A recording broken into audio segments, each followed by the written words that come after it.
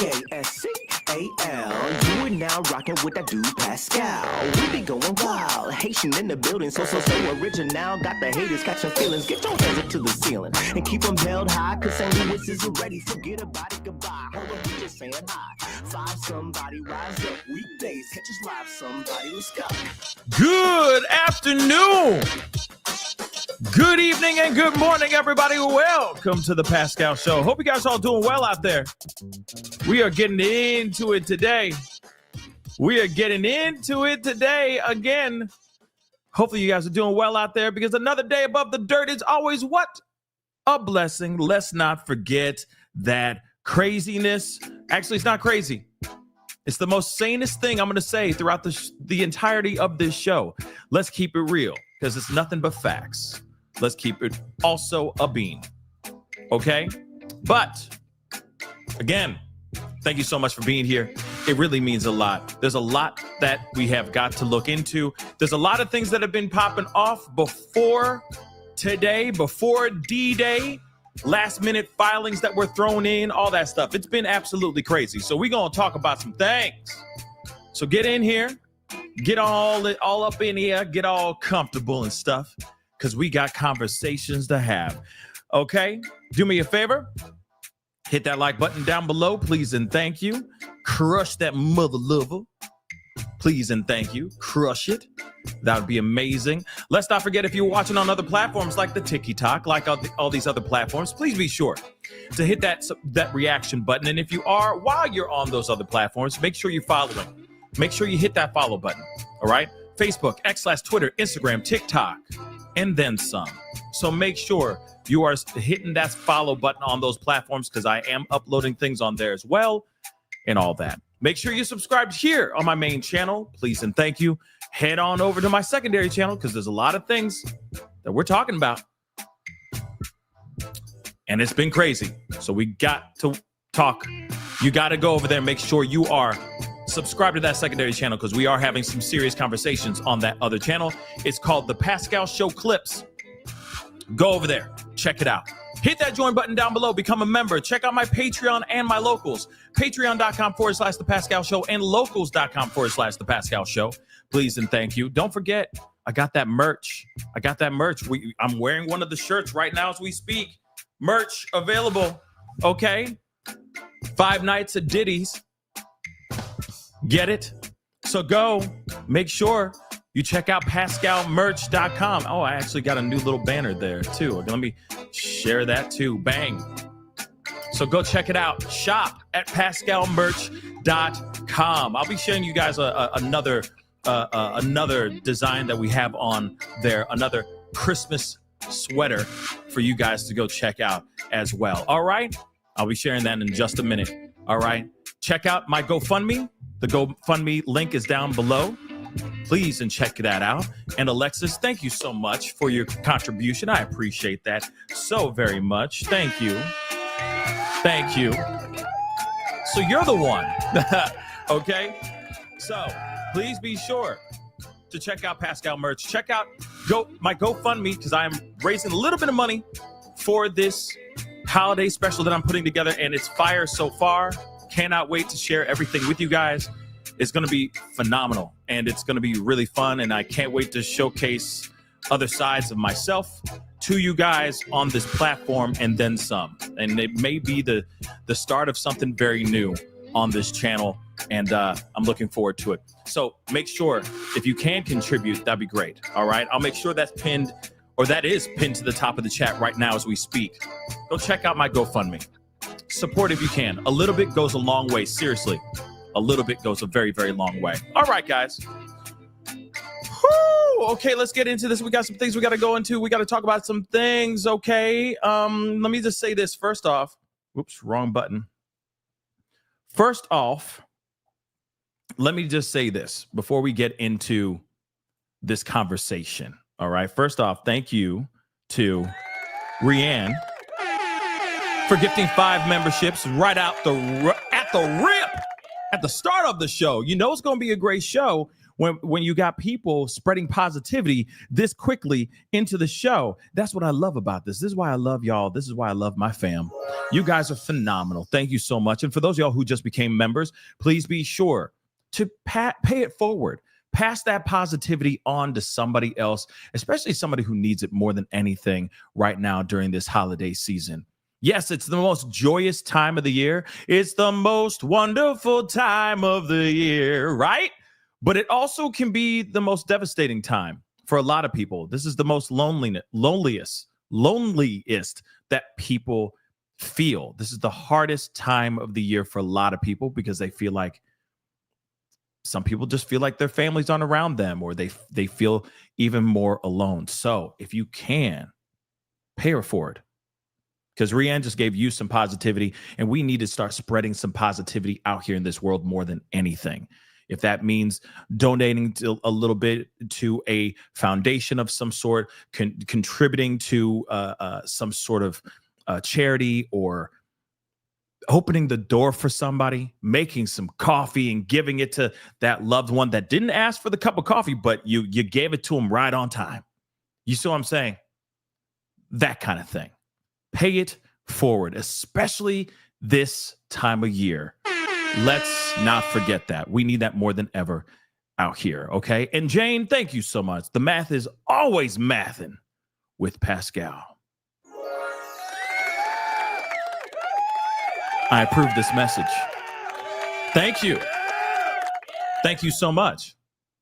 Thank you so much. It looked like there was like lint just clinging for dear life on the side of my beard. But anyway, I appreciate you guys, and I appreciate all the positivity. Really, it means so much to me. Okay, let's first off say this.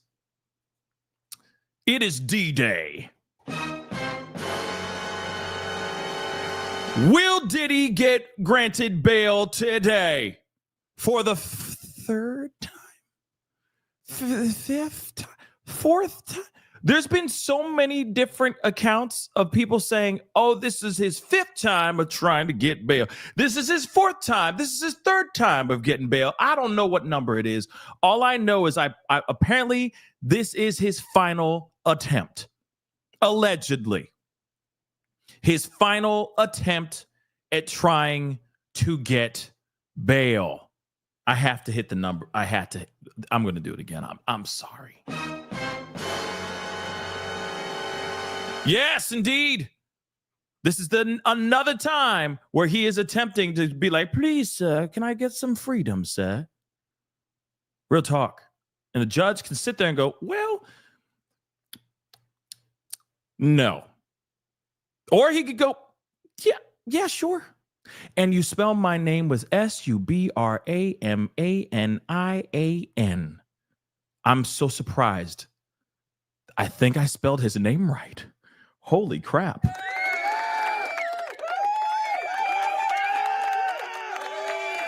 Yeah, I did see what's that movie with homegirl in it? What's her name? It was Aquila in the bee, or whatever it is. You know what I'm saying? Subramanin. Subramanin. I think that's how you spell that judge's last name. And if I'm correct, damn, I'm good. Yes, that Kiki Palmer, okay? Shout out to Kiki, okay? Shout out to Kiki. She had a hell of an interview with Club Shay Shay. Go check it out. It's very interesting. She says a lot in there. A lot of it we already knew, but still, it's an interesting conversation between them. You know how it is. It's what was Club Shay Shay? Oh, come on, Kiki. Come on, Kiki. The entire time. But it's good. It's good. She keeps it entertaining, to say the least, all right? But anyway, this is a very interesting situation, all right? There's a lot going on here. This is his third attempt, fifth, fourth, whatever time. But this is the umpteenth time, it feels like, that he's trying for getting bail. And I get it. This is within his rights. He's allowed to do this. He's allowed to sit there and go, but judge, give us a free Amistad, right? And he's trying this again. I believe, and I'll put up a poll. Don't worry, everybody's going to be asking for the poll in a little bit. Like, put up the poll, Pascal. Don't worry, I will. I promise. I promise to God, I'm gonna put up. I'm gonna pull it up. So don't you worry about a thing, because it's coming. But still, let's discuss this really quick. So he makes his third attempt after prosecutors allege he blackmailed victims from behind bars. So, and we already know about all this, but I'm just giving you guys a quick little heads up, a quick little recap, so that because I know some people are late to the party, you know, and they're just going, wait, what? They're still taking the sleep out of their eyes 3 days later, and they're going, oh my God, he's going after it again. I don't remember him even going after it the first time. Yes, this is the third, fourth, fifth, whatever time that he's trying for bail, and we're just going to do a little bit of a recap. So don't be tripping. If you're like, I've been on this, I'm helping y'all out. I'm giving you guys the answers before the pop quiz. Do you understand? I'm that teacher. I'm that teacher goes, hey, I want you to win. I want to give you all A's. Do you understand? So I'm giving you the answers to the test before you even get the test later on this week. Dagnabbit. It's the whole answers, all of them. All you got to do is study the doggone thing, and I'm giving you an A. It's less work for me at the end of the day. Here are the answers to all of the questions. It's plain and simple. You know, we all had one of those teachers back in the day. And thank you for them. I salute you. Easy A's, right? Let's go. Sean Diddy Combs is back in court today after renewing his push to be released on $50 million bail as he awaits trial on STing and racketeering charges. Earlier this week, the judge ordered federal prosecutors to delete images of the billionaire mogul's handwritten notes. They could just say Diddy's handwritten notes. They have to do all this flowery stuff. Diddy's handwritten notes taken during a search of his jail, which his lawyer said were protected by attorney-client privilege and improperly seized. Excerpts from those notes that the prosecutors referenced previously could not be used at the bond hearing, the judge added. The notes in question referenced getting quote-unquote dirt on at least 2 potential witnesses. After seeing his bail denied on 2 prior occasions, we're going to go back to that information, though, in a second. So after seeing his bail denied on 2 prior occasions following an arrest in September, Combs renewed his quest for freedom last week with a new bail proposal offering the same $50 million sum secured by his Miami Beach mansion, which his lawyers say is worth about $48 million. Prosecutors are arguing that his release could put victims and witnesses at risk, which I completely agree.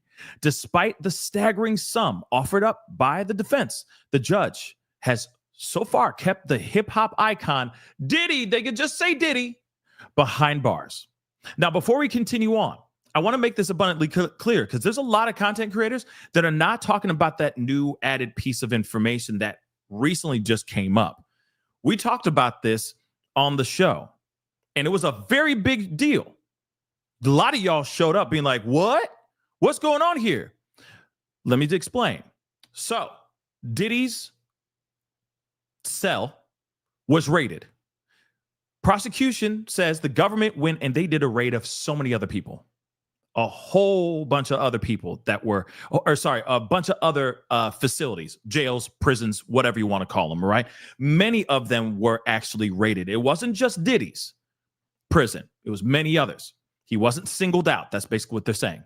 While they went in there, they found a manila folder that said legal on the manila folder. So what did they do? They felt on the outside. They felt the actual package, all right, to see if there was any paraphernalia in there, any type of contraband of any kind. They found out that there was nothing in there, so they set it aside, and then there was a notebook and an address book and Diddy's personal items. The people who were the investigators that were in that cell took photos of those items, took pages, turned pages in the notebook, took photos of whatever they found in the notebook, and they handed it over to a filter team. This filter team was basically, or they called it the taint team. Goo, especially with Diddy. That smells nasty. It smells musky. Moving on, this filter team, taint team, between the okay, moving on. Sorry. Okay. So this filter team, I'm 12 years old, I'm sorry. But this filter team that is between the investigator and the prosecution, they went through all the paperwork, all right? They went through all the paperwork, all the findings to make sure that whatever they found was not attorney-client privilege. So they filtered through all that stuff. The taint team went through all that stuff and said, yep, here you go, prosecution. These are all kosher. These are all fair play. Go ahead and go through those stuff at your own enjoyment. So they went through that paperwork, finding certain things like something along the lines of paying off a witness, Kalina Harper, the other member of Dirty Money. Of course, they also found a bunch of other things that were recorded in text messages that he was sending out to people, phone calls that he was making with other inmates' accounts, so on and so forth. All right? So they went. His team said, well, all that stuff is tainted. I'm real punny today. All the stuff there is tainted because that's attorney-client privilege. They say, we need an emergency evidentiary hearing, immediate to sweet, ahora, right? Andale. But anyway, they did. They had that hearing. And what did the defense say? They said that all the stuff that was written in these notebooks on this legal pad they were violating Diddy's 4th, 5th, and 6th Amendment rights. And of course, all the things that were written in there were attorney-client privileged information because they presented those legal pads in court and said they all said legal on the top of these legal pads. Now, during the time, they have photos from prosecution, and then they have the actual physical legal pads in their hands that are written legal on it. This is very important to remember. At the time of the hearing, the judge said, you know what? Destroy all the evidence. Destroy any of those 19 to 20 pages that you got. Destroy them. Get rid of them right now. I'm putting this out in my mind so that when we come into this hearing today on Friday, it's out my mind. I don't even want to know about it. You destroy it, and we're going to move on. We're going to start off Friday with a clean slate. But later on, somehow, as I said before, Judge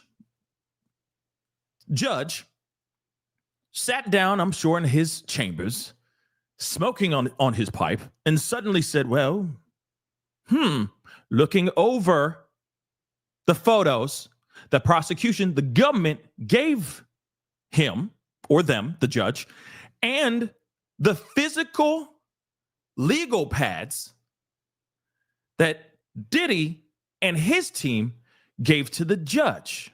And guess what he did? Guess what he found out? The government's photos do not show any legal pads or any of these notebooks showing legal written on the top of them. But the actual physical evidence of the legal pads that Diddy actually handed over actually had legal written on the top of this. So, judge, being as smart as they are, did, my dear Watson, we have quite a pickle here. Send out a letter to Diddy's team and said, well, this doesn't make any sense because the photos that we have here have no written words saying legal on it.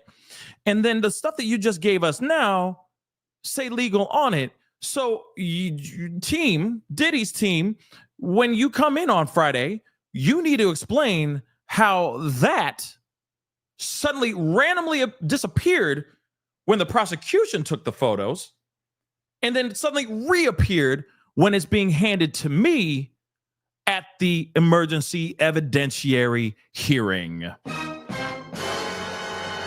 So, my dear Watson, is there foul play? Could it mean that Diddy's team is corrupt? My dear, quite a kerfuffle, wouldn't you say? So, no one's really talking about that. Everyone goes, Diddy wins big. Hey, uppercut by Diddy, right? But they forget that important piece. There is no win here for Diddy because the team has to come in today, or they're in there right now, because what is it? It's 2:20 their time right now. They got to go in there and present something to them. They got to go in there and go, well, you see, Your Honor, it was the wind. Yeah, it's because there was a real hard gust of wind when they took those photos, sir, and it blurred out the camera right in that specific area where legal was written on top of the legal pad, sir. So, yeah, it was the wind. Or they could go up, ancient aliens, brother. Whatever it may be, they have to come up with a very solid and logical explanation on why the government or those investigators that were in his cell were able to take photos of something that did not have anything written legal on it, but suddenly appeared on his legal pads at the time of this emergency evidentiary hearing. You got to understand, Diddy and Diddy's team tried to make the government look like Boo Boo the Fool. They literally tried to make the government look like a damn fool with their pants on the ground. But guess what? Judge was smart enough to do the damn thinking and go, wait a second, that don't make sense. Even I said it on my show too. I said, make it make sense. He could literally just go and write it. Who's to say he could have written it as soon as they left? They could have just left and then legal. See, it's right there. Oh, damn. He thinks he's thwarting the government, but indeed, he's not. Potentially. It all depends on what his team actually says out here. What kind of excuse comes out their ass? And it better be really good. And that's just one piece of this situation. But let's continue on. So that's one thing that really aggravates me because no one's mentioning that piece. They're all sitting there going, well, they have to delete all that information. Well, they may have stopped the shredding of those papers or the deletion of those files because I'm sure they're bringing them right back into this particular hearing today to basically say, well, wait a second. If they be lying, then that means we can use this. We can use this stuff as evidence. So hopefully that's another piece of conversation that they're having right now inside that hearing right now as we speak. Just so you know. In this instance, this is his third attempt before the hearing today to be released on bail. You have two prior judges who have said no, for various reasons. Either. So no. I think it'd be harder in the he ain't smiling. in his appeal process. All right, he ain't gonna be smiling anytime we now soon. have an update on this. He ain't going to be smiling anytime soon. Shout out to Law and Crime because we are going to be looking at some of the information over on Law and Crime because they are doing a thorough coverage of this whole thing. Let me show you what I mean. Response. There was and that's what's going on. That's what's popping in that case. right now. The judge said agreed. All right. So now they're going to some of the keep case on law moving that was debated back and because forth between the prosecution and the defense. Nima, I think what's really interesting, one of the arguments put forward because the And I hits think just this is keep on coming. So let's get into this. Let's continue on with this piece. Like I said, just a trip down memory lane. With arms wide open. Okay, moving on. So, in court documents, his lawyers argued that the brutal A of former girlfriend Cassandra, or Cassie, in that Los Angeles hotel preserved on video was part of a minutes-long glimpse into a complex but decade-long consensual relationship between Mr. Combs and victim 1, Cassie. Prosecutors previously raised serious concerns about the safety of victims and witnesses if Combs were to go free. And the judge overseeing his criminal case rejected his wide-ranging request for a gag order that would have restricted additional accusers from coming forward, which, by the way, thank you, Jesus. They did not sit there and say, yeah, let's just put on the gag order, because nobody would have been able to talk. Nobody. All the people that have been stepping forward from Misha, who just recently came out, shout out to Lionel B for that mind-blowing interview, okay? And another one's, apparently, he's got another one dropping today. So part 2 is going to be dropping on his channel, The Lionel B Show. Part 2 with Misha is going to be dropping like it's hot. So just so you guys know, and don't be surprised, because apparently part 2 is harder than part 1, okay? And hopefully we'll have Lionel B back on the show to talk about that, the conversation that he had with her and all that, because again, it's tough. The first part 1 is already tough. Imagine part 2, just so you guys know.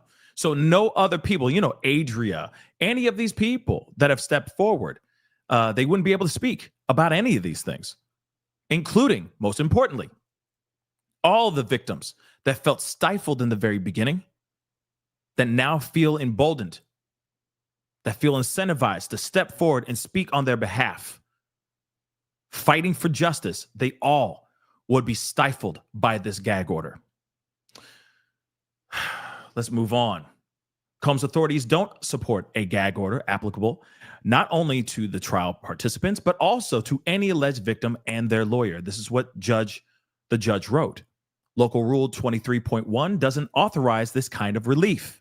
The limitations of that rule don't even apply to witnesses, let alone prospective ones that haven't yet been identified. Combs has been held without bail, which you already know. And of course, he's trying as hard as he can to get free. He's got a scheduled trial coming up on May 5th of this coming year, which this year is almost over, which is kind of crazy. But again, it's been one hell of a year. I think we can all agree on.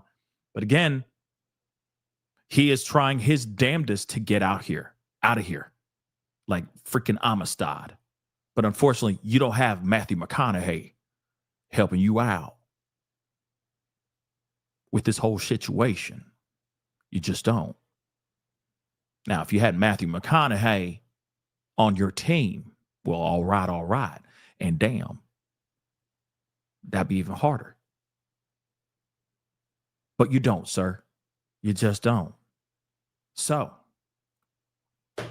this is going to be very interesting to see what happens here and how everything goes down. Now, let me get this poll in here just real quick, because it's a very basic poll, but I'm going to say, do you think Diddy will be granted bail? I'm just going to say simple yes or no. It's a simple yes or no. I'm not putting IDK no more, because I know some of y'all be like, well, I don't want to say yes or no because I don't want to be wrong when the verdict comes. Okay? No more IDK. Yes or no? Now, there's something else interesting about this that I do want to point out, but I do need to take a tiny bit of a left turn here real quick. 2 different left turns, 2 little detours. I promise you it'll be really quick. First off, okay, first and foremost, I said I was going to tell you guys about this situation. All right. So definitely check out pascalmerch.com. You can get this t-shirt For example, let me get this out of the way. You can get t-shirts like this, 5 nights at Diddy's, okay? Like the 5 Nights at Freddy's. All right, go check it out. It's on pascalmerch.com. Another thing, though, we have Christmas sweaters. Like I said, this is quick, I promise.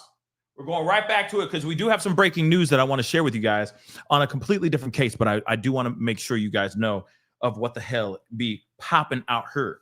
Okay, now, here's another one. Another Christmas sweater right here. Ho holy-ish, what a year. Okay, and of course, you already saw the Big Nick energy, but these are, and many more, many other designs are readily available right now as we speak on pascalmerch.com. Get your butts over there and find something to put onto your body, okay? pascalmerch.com. And you know for a fact, it's been one hell of a year. And it's the way it has been, this year has been wrapping up. Like, you know, we ain't done yet because it ain't even Christmas yet. But the way it's starting to wrap up, it's been a hell of a year. Okay? It's been one hell of a year. So definitely go check those things out. We got some really great ones. And of course, we got some nice ones that are just, you know, simple Christmassy type stuff. But again, go check it out. We got a lot of stuff over there. pascalmerch.com. Okay. Moving back into this other thing. This is important. This is a little bit of a left turn, I know. But this has to do with Conor McGregor. Yes, you know, he's been in a trial as of late. He's just kind of been overlooked because of everything that's going on with the diddler. But something interesting just happened today. A verdict was made, and he has been found liable in his civil R case. I just want to give you guys this update because this is something that has just been overlooked. It's been glossed over. Lucky for him, to be honest. But he's been accused of, and now he has been found liable, y'all, of this. So real quick. Of course, they're saying that he's planning an appeal, just so you guys know. And trust me, we're going to get into it, but I just wanted to give you guys this breaking news. So in a statement, the UFC superstar said the judge's instruction and the modest award given was for A. There was not an award for aggravated or exemplary damages. I'm disappointed that the jury did not hear all the evidence that the DPP reviewed. He also added, I'm with my family, focused on my future. So he lost his civil R case in Ireland. A jury just found him liable for the A, for the attack. The case had been going on all month long after Nikita Lamhane claimed McGregor and another man attacked her viciously after a 2018 Christmas party. And this is Nikita.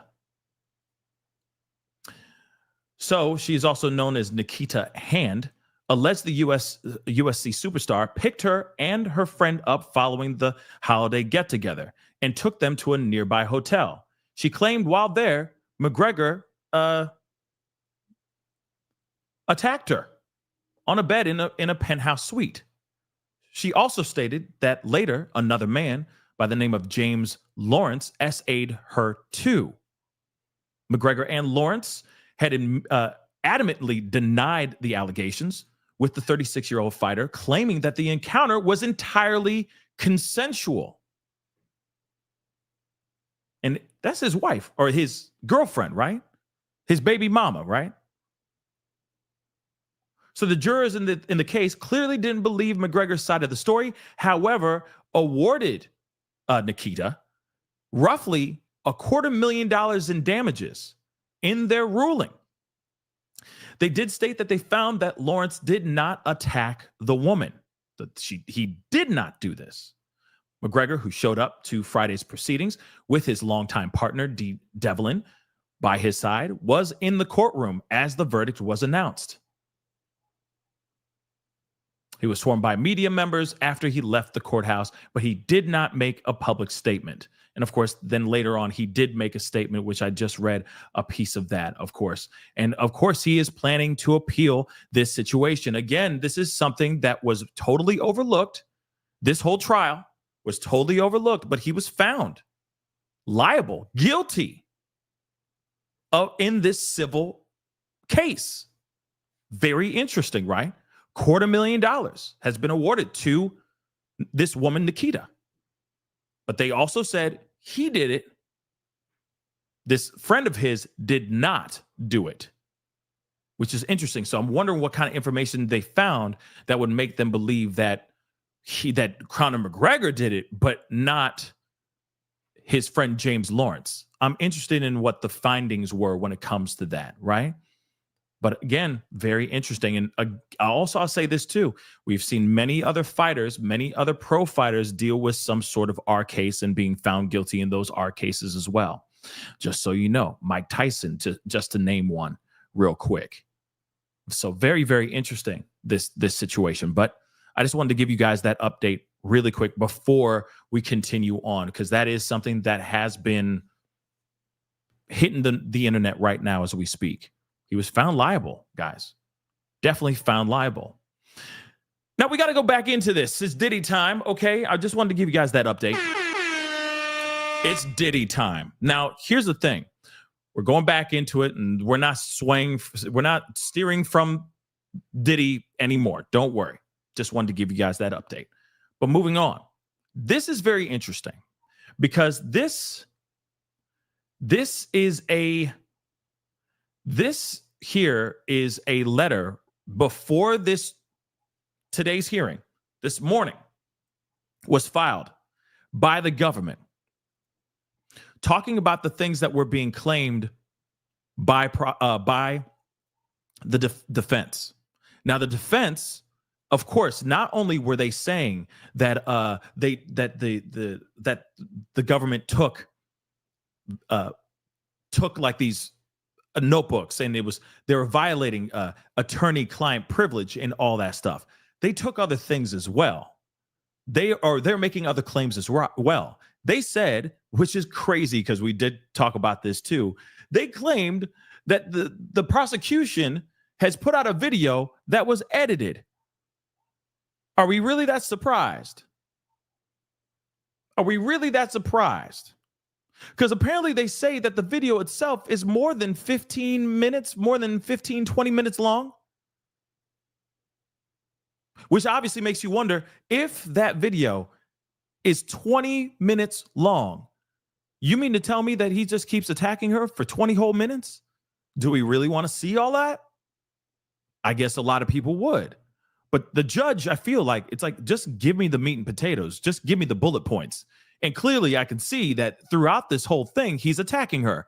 Done deal. He's a vicious man. He's a violent man. What are we arguing about here? And you can't tell me that ain't nobody ever heard of edited videos.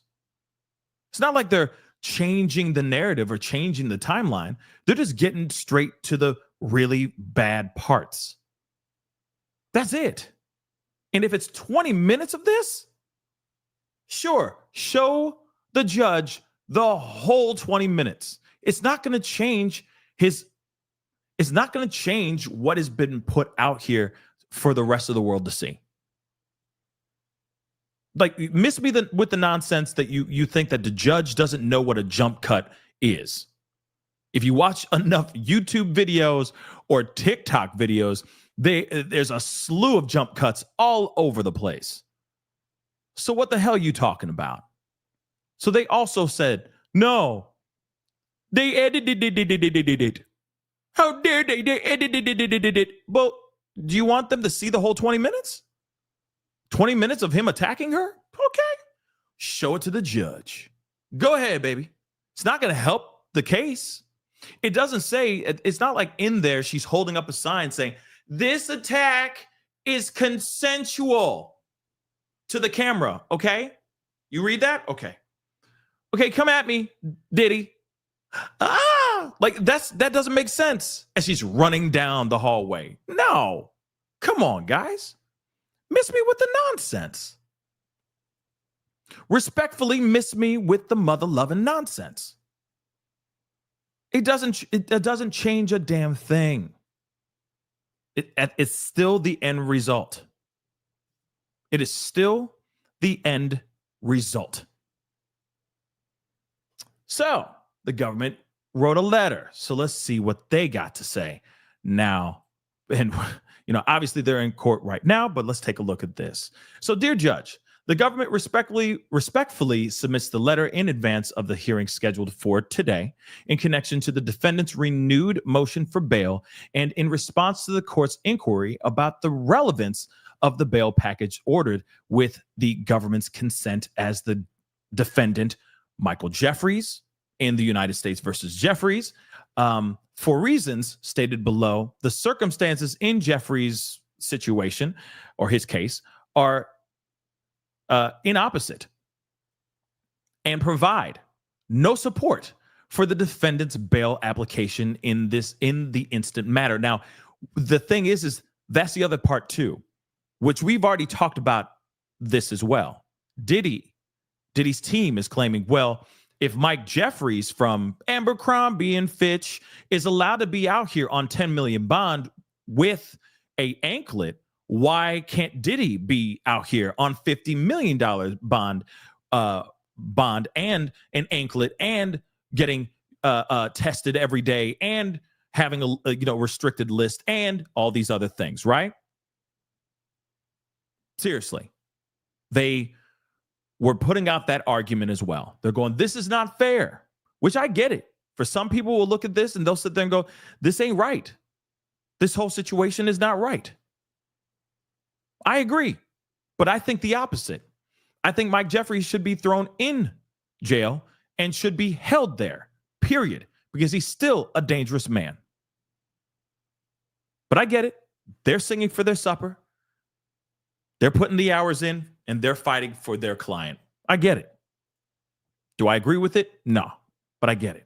So on October 17th, a grand jury sitting in the Eastern District of New York returned an indictment charging 3 defendants, including Mike Jeffries, with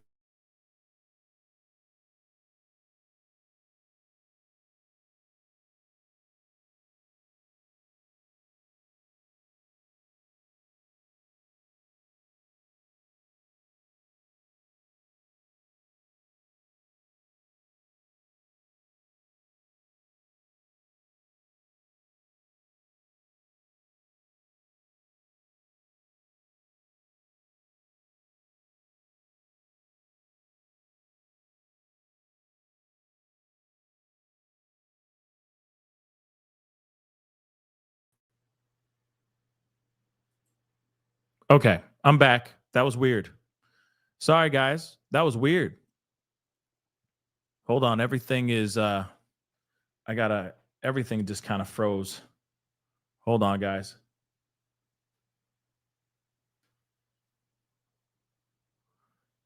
You guys can see me, right?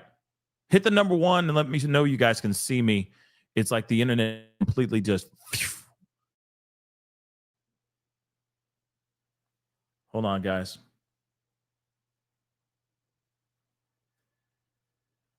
Let's try that again. Apologies, guys. Apologies. But I'm back. Thank God. Okay, you guys can see me. Okay, good. It was just weird. The internet just completely just flatlined on my age. Hold on. I got a few things I gotta redo because they all just went out. On God. They all just went out. But hold on. Let me show you proof positive that we back. Okay. We back. Okay. Give me 2 seconds, guys, because I'm trying to get this other thing here just to make sure it's here. Because like I said, we are watching. We are here. And we're here to kick some serious butt and talk about this. So let's get back into that. That threw me off. Yeah, Diddy did it. It's all Diddy's fault. Diddy's messing with the Matrix right now. That was weird. I don't know what happened there. All right. But we are good. We are good. Awesome. Okay, good. Let's get back into this. I'm going to start at this part again. All right. So he is on October 17th, the grand jury sitting in the Eastern District of New York returned an indictment charging 3 defendants, including Michael Jeffries, Abercrombie and Fitch with 1 count of STing in violation of this violation and 15 counts of interstate prose in violation of this. So, as alleged, from approximately 2008 to 2015, Jeffries and his co-defendants operated an international STing and prose business. Jeffries allegedly paid for dozens of men to travel within the United States and internationally to meet Jeffries and his co-defendants to engage in commercial S-acts. In addition, Jeffries and his co-defendants relied on security company to survey and intimidate witnesses who threatened to expose their misconduct. Following his arrest, the government consented to Jeffries' release on strict bail conditions, including a secured $10 million bond and home detention with electronic monitoring. So, the defense argues in its renewed bail motion that Combs is similarly situated to Jeffries and should similarly be released.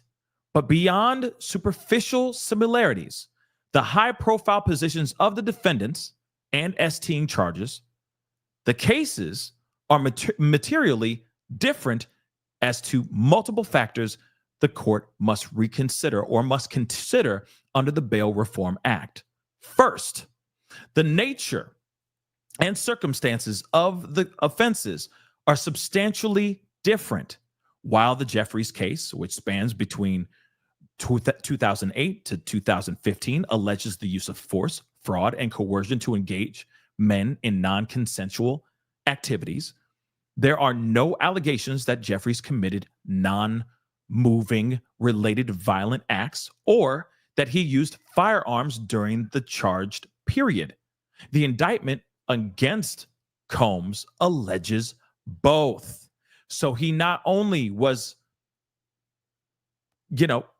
committed non-moving related violent acts, but he also used firearms during the charged period.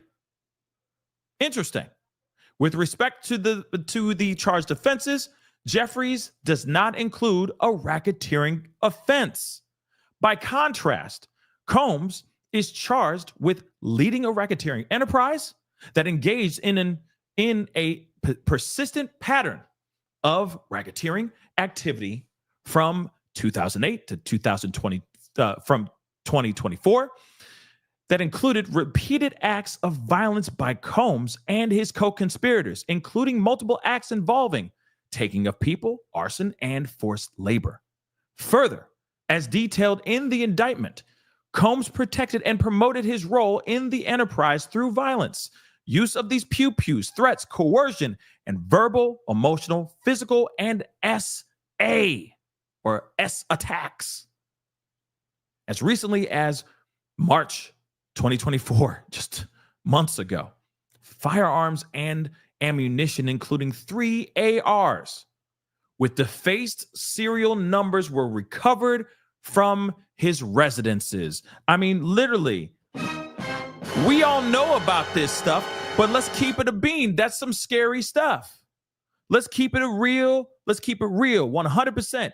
That's some scary stuff. 1 minute you're looking at one particular person like Mike Jeffries, Abercrombie and Fitch. You're looking at that dude and you're going, okay, well, what's the difference between me and you? Right? Remember that song? Great song. But still, Diddy's like, what's the difference between me and you? And they're like, well, wait a second. You have a whole enterprise. You were doing, you were using pew-pews. You were threatening, coercing. You were using verbal, emotional, physical. You have pew-pews with the serial numbers scraped off the side of them. You were running an enterprise with multiple co-conspirators helping you with this stuff, conducting these things, moving people around, multiple people over decades of this, leading up to possibly to the moment where he got arrested. He is most definitely a danger. That's exactly, Rianne. You just read my mind. But this is definitely a danger. Absolutely 100% up and down like 6 o'clock. He's a danger. And that's off of just one point that they're trying to make. Okay? So let's move back into this. They're like in 3 points. So number one is this. All of this is in nowhere near in comparison to Mike Jeffries. Mike Jeffries is looking like a damn saint in comparison to what Diddy is alleged of doing right now and what was found in his homes. It's not good. It's not good at all. Let's continue on. Second, the defendant's criminal conduct, including acts of obstruction, has persisted through the present, while Jeffries allegedly also engaged in efforts to conceal criminal activity, including through the use of surveillance and threats of litigation to ensure victim silence. That alleged conduct ended in 2015. So he stopped bothering people, allegedly. He stopped bothering the victims around 2015. Here, however, the conduct charged against Diddy extends through all the way up to this year. And even since being charged, Combs has continued his obstructive conduct, including by repeatedly flouting the orders of this court and the rules and regulations of the BOP. Yeah, he keeps on moving the goalpost. He keeps on trying to slither his way around situations. He's trying to be real slick about stuff. And of course, his team is sitting there going, well, just because he's using somebody else's phone account doesn't mean anything, because everybody in jail, as they're getting holed up and held up, they all do that. They all use each other's accounts and all that. Okay, that's fine. But that's not what they're talking about. That's not only what they're talking about. They're also talking about the conversations that he's having that are recorded while he is talking on the phone and reaching out to other people. And in these particular conversations, they are alleging, the government is alleging that this man is having conversations with third parties that should not be contacted at all, talking about trying to get in contact with victims and witnesses.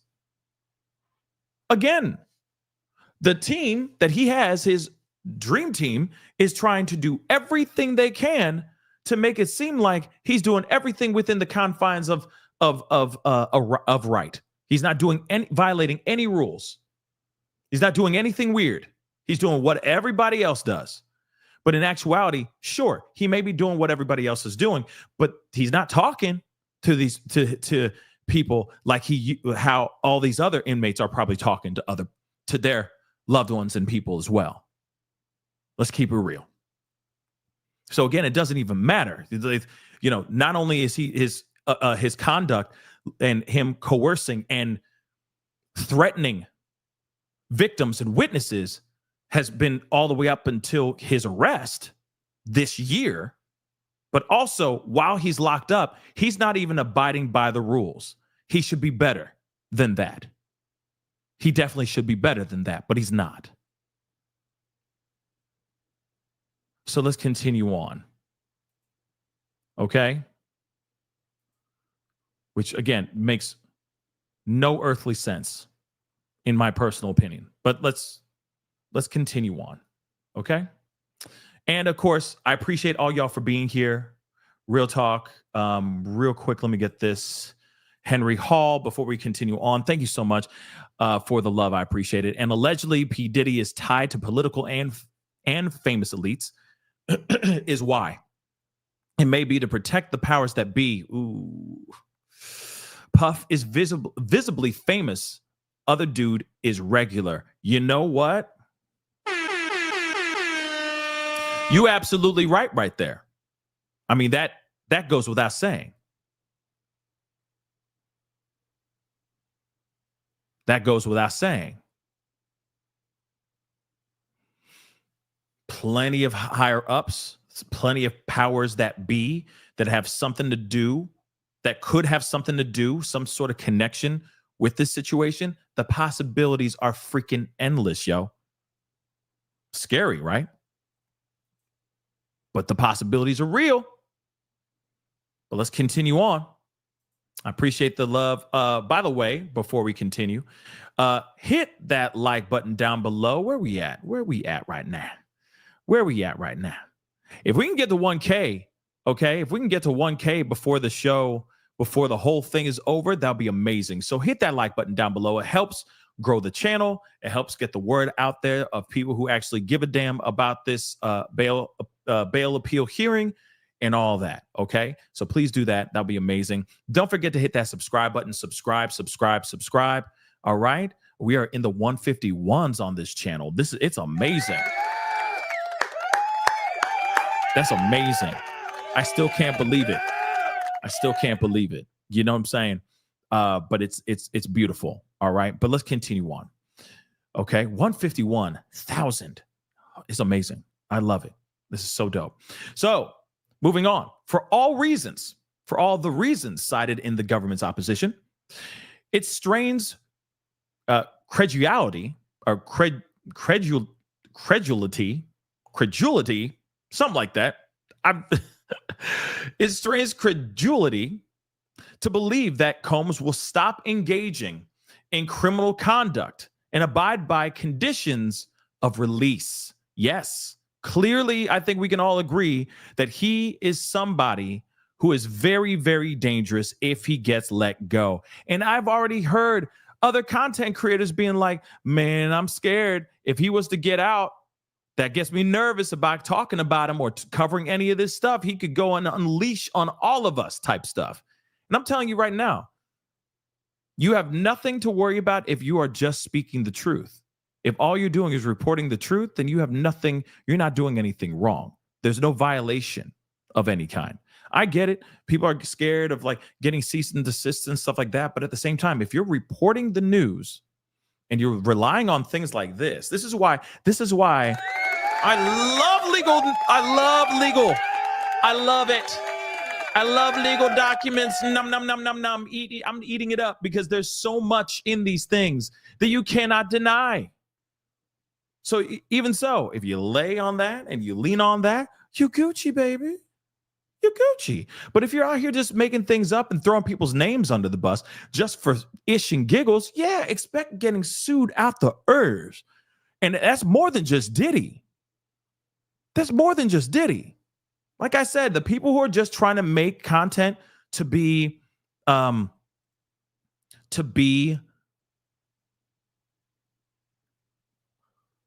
the views and for the clicks, those are the ones that are going to have to be careful. The ones that are making up stuff and just throwing people's names next to Diddy just for ish and giggles, that is seriously dangerous. Okay? That's seriously dangerous. But if you're looking at the legals are, this is dramatic as F. This has been dramatic as hell. The back and forth, the war between the government and Diddy's team. This has been hella drama. You can't write this stuff. This is dope. Like I said on the other show, this is the fun stuff. This is the stuff that I live for. When you get stuff like this, the back and forth and all that stuff, you're like, wow. They're sitting there going, no, Diddy's team is sitting there saying one thing, and then they come back and they rebuttal, right? There's their rebuttal, and this is their rebuttal right here. Like, miss us with the nonsense of you sitting there saying he's staying within the confines of what everybody else, every other inmate does, and blah, blah, blah. They're like, nah, this still shows that this guy is willing to do whatever it takes to maneuver around the rules so he can get things done while he is incarcerated. That's dangerous. Okay. And Atwood, I did not miss your super chat. Hold on. Atwood, thank you so much. Going to hit up your email. Would love to have you on the Sean Atwood channel to discuss all things Diddy related. Oh, okay. Is this Sean Atwood? Is this Sean Atwood for real? If that's the case, that's what's up. And yeah, of course. Love to be on. That'd be fun. Hell yeah. If this really is the Sean Atwood show. Oh, it's his producer. Oh, his producer. Yes. Oh, well, jolly good. Hello. Top of the morning to you, or top of the evening to you. All right. Hope you're having a good, wonderful evening. Atwood Unleashed. Appreciate you. Thank you. Your name is Shane. You're from Maryland. Whoops. You're from Maryland. Okay. Hey, what's up, though? Okay, well, yeah, of course. I'd love to be on the show. That'd be fun. I'd be honored. That'd be fun. Hell yeah. Okay. I approve this message. Sure. Thank you, Shane, if that's your real name. I'm kidding. I'm sure your name is Shane from Maryland. How you doing? Good old North Midwestern. How you doing? Right? No, that's not it. I'm an idiot. Never mind. I got my geography all messed up. Just I said yes. Ignore everything else I just said, Shane. Okay? If that's your real name. All right, let's get into number 3. But yes. And tea and crumpets, Shane. It's never a dull moment with me, guys. Okay. He's like, I'm a redneck with English and Scottish friends. Yeah, I mean, that sounds like the start of a really messed up joke, right? A redneck, an English dude, and a Scottish dude walk into a bar. You know what I'm saying? But okay, Shane, if that's your real name, yeet. Yeah? No? Maybe? Okay, we're gonna move on though. I got stories to tell. Moving on, it says here 3. The history and characteristics of the two defendants are significantly different. Jeffries, see, now they're throwing in age. Now they're sitting there going, well, Jeffries, he be old. He old, though. He's so old. He old. So Jeffries is 88 years old with no criminal history. Combs is decades younger, which true. It's true. I mean, he got plenty of that take that going on, right? He's still doing it to this day. He was doing it all the way up till he was arrested, y'all. Okay? He was doing it till he was satisfied. You know what I'm saying? Doing the hibbity-dibbity. So, further, he has been arrested and investigated multiple times for crimes of violence and obstruction, and is described above has repeatedly violated BOP regulations. Well, he ain't down with the BOP. He's not. And the very same gag order he demanded that this court entered. In summary, dear Watson, Jeffries is materially different from the instant matter. For the reasons stated above and in the government's motions, the defendant's renewed motion for bail should be denied. Well, you know what?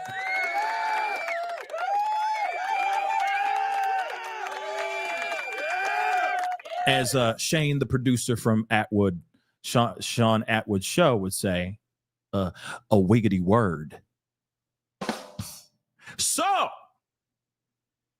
there it is, guys. They came back with some things to say, and they said, this be trash. They can go ahead and do everything they can to move the goalposts as best as they can, but honestly, some of the factors, which I was right about, by the way, that just hit me hard like a wet, damp towel. It just hit me. I was right. I've said this before. Could there be a reason why Jeffries is out here walking free? Could it be because of his age? Because he's old as dirt? I mean, let's be respectful, okay? 80 is still the new 80. But still, though, could it be the factor? Could that be a defining factor? Because he's just old? Walking around here with a cane, looking like Moses up in this mug, even though he doesn't. He looks like a Botoxed, I don't know. His face looks like he's permanently having like a leaf blower just blasting in his face. That's what he kind of looks like. Oh my God. I have time today. But doesn't he kind of look like that, though? Does he kind of look like that a little bit? Or am I the only one? Maybe I'm the only one. That's fine. It's lonely over here. But just look. Hold on. Hold on. I'm going to pull up this guy's mother-loving mug. Hold on. Hold on. No, it's fine. Because some of y'all are like, I don't understand. But hold on. Let's take a look at this guy's face. One more again. Just, take a look at his visage. One more time. Hold on. Come on, computer. It's being slow. Sorry. Golly. There it is.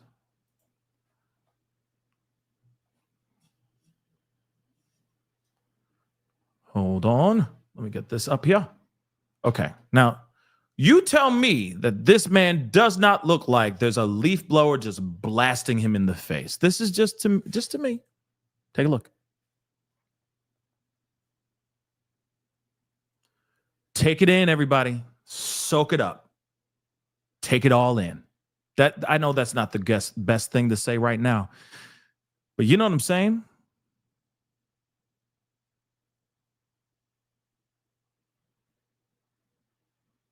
Does he or does he not? Atwood Unleashed has said, it looks like he has to fart but can't. Yikes. Yeah, he kind of does look like, Oh, God, I'm pooping my pants. Oh, God, I'm pooping my pants. Oh, I was trying to get to the bathroom. Not again. Oh, not again. No. That's kind of what's going on right here. If you don't see it. Yeah. Okay. We've consumed that with our brains. Now you can't unsee it. Thank you, Atwood Unleashed. I appreciate that. Now I can't unsee that. Yeah, he kind of has a Gary Busey type of look. He does. But that's what's called too much work on the face. Because allegedly he looked like this before everything. And I'm going, how does that happen? He allegedly looked like this before? Word? Hamburger. Someone please explain to me, how did that turn into what we just saw? Back then it was simpler times. It was simpler times. Dearly beloved, we are gathered here to remember the life of Michael Jeffries' face. May it forever try to find a resting place.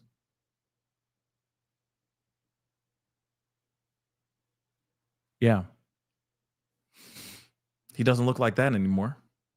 Wow. That's something. That is something. Okay, guys, let's move on. Enough roasting monsters here. I mean, and rightfully so. He rightfully deserved. Okay? This is somebody who definitely Mike Jeffries should be locked up too. That's what I truly think. He should not be out just because he's old. All right? Just because he's old as dirt does not mean he shouldn't be locked up, because he could still go out there and have people go out there on his behalf to do things. Let's not forget that. But let's look at Long Crime. They're doing some coverage of this. I want to take a little bit of a water break, so let's take a listen to this here. Campaign using his family to post things online that might potentially influence a jury. So keeping that in mind, Ms. Shapiro, again, Sean Combs' lawyer, says this is covered by the First Amendment. Messages they point to are not instructions to lie. There is a barrage of negative media coverage. He has a right to respond to that. The judge asks, why not through counsel? Shapiro says, we're happy to do that. Shapiro says, but we're lawyers. It's not really what we do. Some of these recordings shows that he's telling people, just tell the truth, talk with my lawyer. And then the judge says, victim 3, you're saying the communications are fine? And Shapiro says, yes, same on witness 1 and witness 2. The judge says, what about the communications that are missing? Agnifilo, this is Mark Agnifilo, this is Sean Combs' other lawyer, says, witness 1 reached out to Mr. Combs' counsel and asked us for a lawyer. We didn't do anything along those lines because it was an odd request. I don't know the factual answer. The judge responded, how do you know not now? How do you know no? Or how do you not know maybe? Oh, it's how did you not know? That's exactly. How did you not know? And Sean Combs' other lawyer, Tenny Garrigo, says, there was a message from Mr. Combs to witness 1. I'll like to give it to you under seal. Prosecutor Foster may know it does not give rise to the level of obstruction. I do not have the actual message. Brian, I'll start with you. A lot of back and forth here. It's about whether or not his communications are a form of obstruction. It's about whether or not him even initiating a social media campaign would be to improperly influence a jury. This all goes to the issue, is he a danger on the outside? Is he flouting the rules inside? He cannot be released outside. What are you taking away from this back and forth I went through? Well, the fact that they're debating it is healthy for him. It sounds like our judge here is trying to give a real fair analysis to all this. And this is a collision between First Amendment rights, as far as I'm concerned, and some of the requirements under bail, if there should be bail given. You're not supposed to have contact with witnesses. You're certainly not supposed to intimidate witnesses, but you're also able to defend yourself and marshal a defense and speak your mind as a defendant. And judges always have a very difficult time trying to balance those two constitutional issues. And I think this judge is struggling with it because this is a man who's on trial for his life. His liberty's been taken away from him, and he's fighting back. And that would be something that one would expect of someone who's been accused of heinous crime. So I think that today is probably, as I think you've described it, really the first opportunity for there to be a healthy debate on why he should be released. And Bradford, I want to give you an opportunity to respond to that as well. I do want to let you know there was another update where Ms. Garagos, who again is one of Sean Combs' attorneys, says, my client obeys me. For example, on victim 3, he stopped using ASAP and other phone lines. The messages with witness 1 were pre-arrest. He obeys us. He came to New York. In the Bureau of Prisons, when I tell him not to do something, he does it. So in other words, if you have concerns about him flouting the rules, he will listen to us. We'll tell him what to do. What do you think?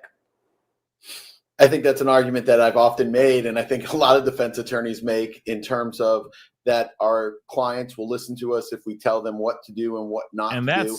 And in certain circumstances, you have clients that have not been in a situation like this before, where they're in custody, where they are getting a barrage of allegations against them. Some may have some basis of truth and some may not.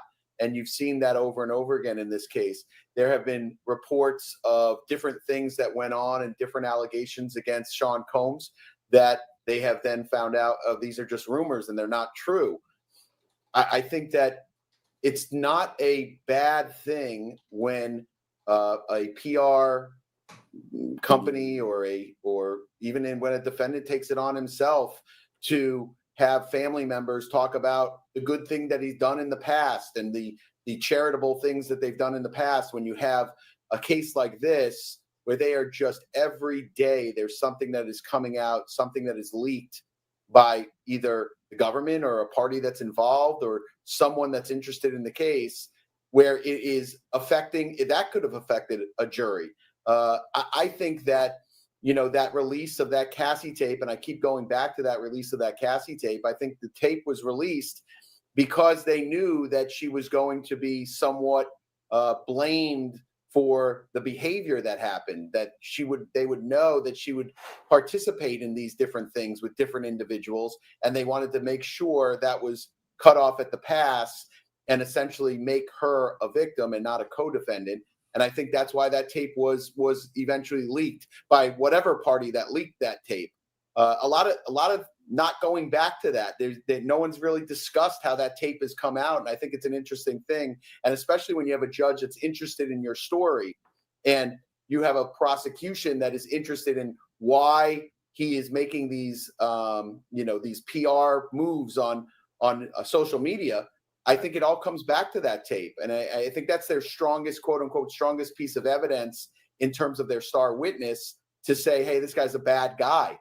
I do like the fact, and I will agree with Brian, that the fact that they're having a conversation, that the judge is engaging them, is always a good sign. Isn't the end all be all that he's going to grant him bond? I don't know. I think this is a tough hill to take. I think it's an uphill battle whenever you have an individual that's facing the type of time that they're facing and the type of allegations to get a bond. Certainly the bond package is pretty extensive in my opinion. A $50 million bond is nothing to sneeze about. And to go into that, about one of the areas where I think Judge Subramanian seems to be receptive. He actually told prosecutors early this week, be prepared to talk about this. It's coming up right now. And Brian, I'll ask you about this. So this Ms. Shapiro, who's Sean Combs' lawyer, says, I submit the charges in the Jeffries Abercrombie case are worse than here. They allege an international sex trafficking business. They were raped and forced to engage, and I'm not going to say, but in a certain kind of sex acts. And by the way, the argument here is, and this is what the Judge Subramanian said, is distinguish prosecution why it is Sean Combs, after putting forward a bail package, as we said, $50 million, 24/7 private security firm, limited visitors, visitor logs, no internet use, no phone use.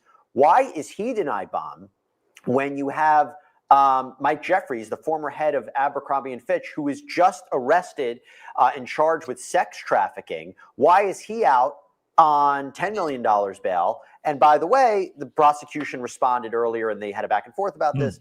He's 80 years old. Sean Combs is 55 years old. Sean Combs is charged with racketeering. He's not charged with racketeering. Sean Combs has alleged instances of prior violent behavior, not the instance with Mike Jeffries. But here you're seeing, Brian, where they're saying, we actually think the Jeffries case is worse. What do you make of that? Well, it's brilliant. And I think that's the road they have to travel, because it's precedent.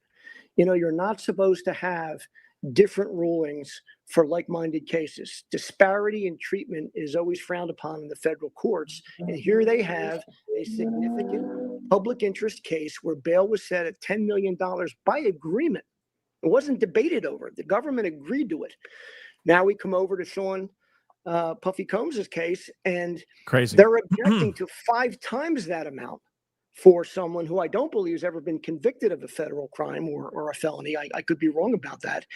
And they're putting restraints in place that make the previous bail package pale in comparison. So they're right to make this argument. It's precedent. It's precedent within that jurisdiction. And I think the judge is going to look hard at it. You've now got 2 rulings that have gone against him. So he's got to look at those rulings and those judges.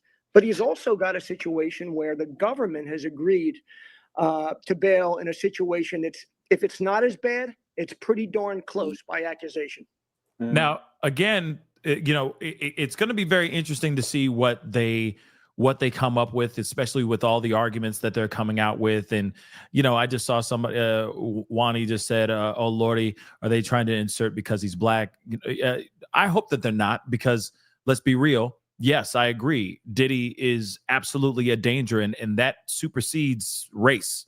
If you are a dangerous man, you are a dangerous man. And with what prosecution has said in their paperwork, basically saying like, hey, he's not only is he a danger, but he's even dangerous while he's being locked up. We at least can keep tabs on this guy and listen to all of the things that he's talking about or who he's reaching out to. We can at least try to control some of those things, right? Some of the things that people that he's trying to reach out to, so on and so forth. Also, let's be real. Him being locked up gives the victims, witnesses, and even content creators a little room to breathe. Because, of course, if he's locked up, there's not a whole lot he can do. Sure, he can have private investigators go out there to every person's home and knock on their doors and all that stuff and give them some soft, watered down, passive aggressive intimidation tactic. But at the same time, that's still being that's still like in a very, very small tunnel, if that makes any sense. Because you know for a fact, if there's a will, there's most definitely a way. I will also say this too. I don't know if you heard about this, but there was just a little bit of a left turn. But I'm just trying to show you, by any means necessary, if there's a will, there's a way. But 2 inmates, okay, I guess found love in a hopeless place, Rihanna, and one of them got pregnant. And how they did it? They sent the man goo through a hole. Like they wrapped it up through a hole and put it, and then she was able to basically artificially inseminate herself. I'm not kidding. This is a true story. A true story. This just came out. People were talking about this recently, and they were doing exactly what this former inmate was talking about on Banfield, except they were actually not throwing over notes. They were actually throwing that happy juice. Yeah. Through a hole. So they were fishing with the thing. Then the person got that, and then they were able to get pregnant. I'm not kidding. This is a true story. Look it up. I don't remember exactly the city it's in or anything, but this is a real story. So if you're willing to do whatever it takes, and you're locked up by any means necessary, if there's a will, there is most definitely a way. That's scary, right? That's crazy, actually. It's not really, well, it's still scary too, but scary. 2 people found love with each other through some sort of peephole or something. And then they decided, I don't know how that happened, but they decided, let's make a baby together. And the man sent his stuff over to her. She was able to use that and get pregnant. I'm not kidding. So again, that goes to show to you, by any means necessary, if there's a will, there's most definitely a way. As Jeff Goldblum in Jurassic Park would say, life will find a way. Crazy. So imagine a man who's locked up in a cell all by himself, losing his marbles, watching people talk about him, the news, talking about every single move that he makes legally through his team and what the government is doing as well. And he's sitting in there and he's losing his mind. And he knows that there's more and more people coming forward and saying, hey, he did this to me too. He has his own personal Me Too movement going on right now as we speak. And he has no way of trying to squash this narrative that's out here. What do you think is going to happen? He's going to do whatever it takes. Desperate times call for desperate measures. And he'll start calling people up. He'll start asking, hey, buddy, son, call up such and such. Yeah, stay on the phone with us, but I need you to be there so I can talk to such and such. I need to use another person's account so I can talk to them, so on and so forth. I'm telling you right now, this man, he's a danger. And if he's this desperate, imagine what it's going to be like when he's holed up in his little castle on Star Island or in his little castle in New York. You don't think he's going to try to push the envelope and push the limits and the boundaries even more? You don't think he's going to pay some of these guys off, some of these security guards and all that are watching him all the time? Trust me, exactly. He's still going to be calling up people going, yeah, I need you to get rid of all the pizza boxes and the plastics. Yeah. And tell everybody that new Netflix movie's coming out early. All right? You don't think he's going to do that when he's out here with an anklet? He going to find a way to finesse. He is a danger. And if the judge can't see that, I will be shooketh, forever shooketh. Now, we do have some updates. Let me just refresh this doggone thing to make sure we have the most recent updates. Because like I said, I mean, they're saying, and the fact that we just heard a second ago that Diddy's team is sitting there going like, he listens to me. Whatever I say goes. He listens to me. No, he's not. He's not listening to anything. If he was really listening to you, he'd be abiding by the rules within the BOP. He wouldn't be violating anything, any of those BOP policies. He wouldn't be doing anything wild and weird within the MDC. He'd be doing everything you tell him to do. Sit tight, work on his case, and don't get himself in trouble. But guess what? He's been doing nothing but getting himself in trouble. Prosecution sees this. If they let him go, this will be insane. It will be insane. Don't worry, we're going to come back to this. We're going to come back to Long Crime. Again, shout out to Long Crime for covering this. It's much appreciated. Shout out to Long Crime. Please make sure you go over there and subscribe to their channel because they've been covering this like crazy too.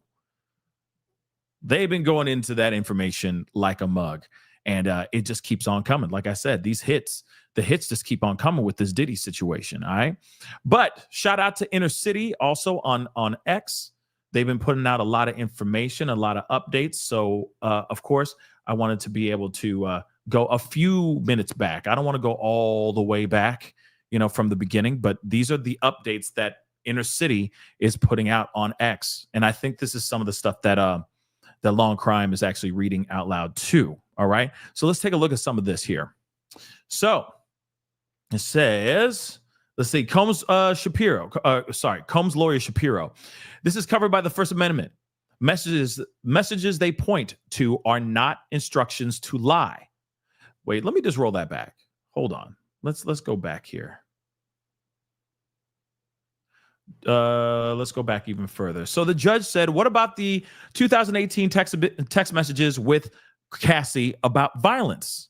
So there's apparently breadcrumbs of text messages between Cassie and Diddy, and I guess they're talking about an attack that happened, I guess.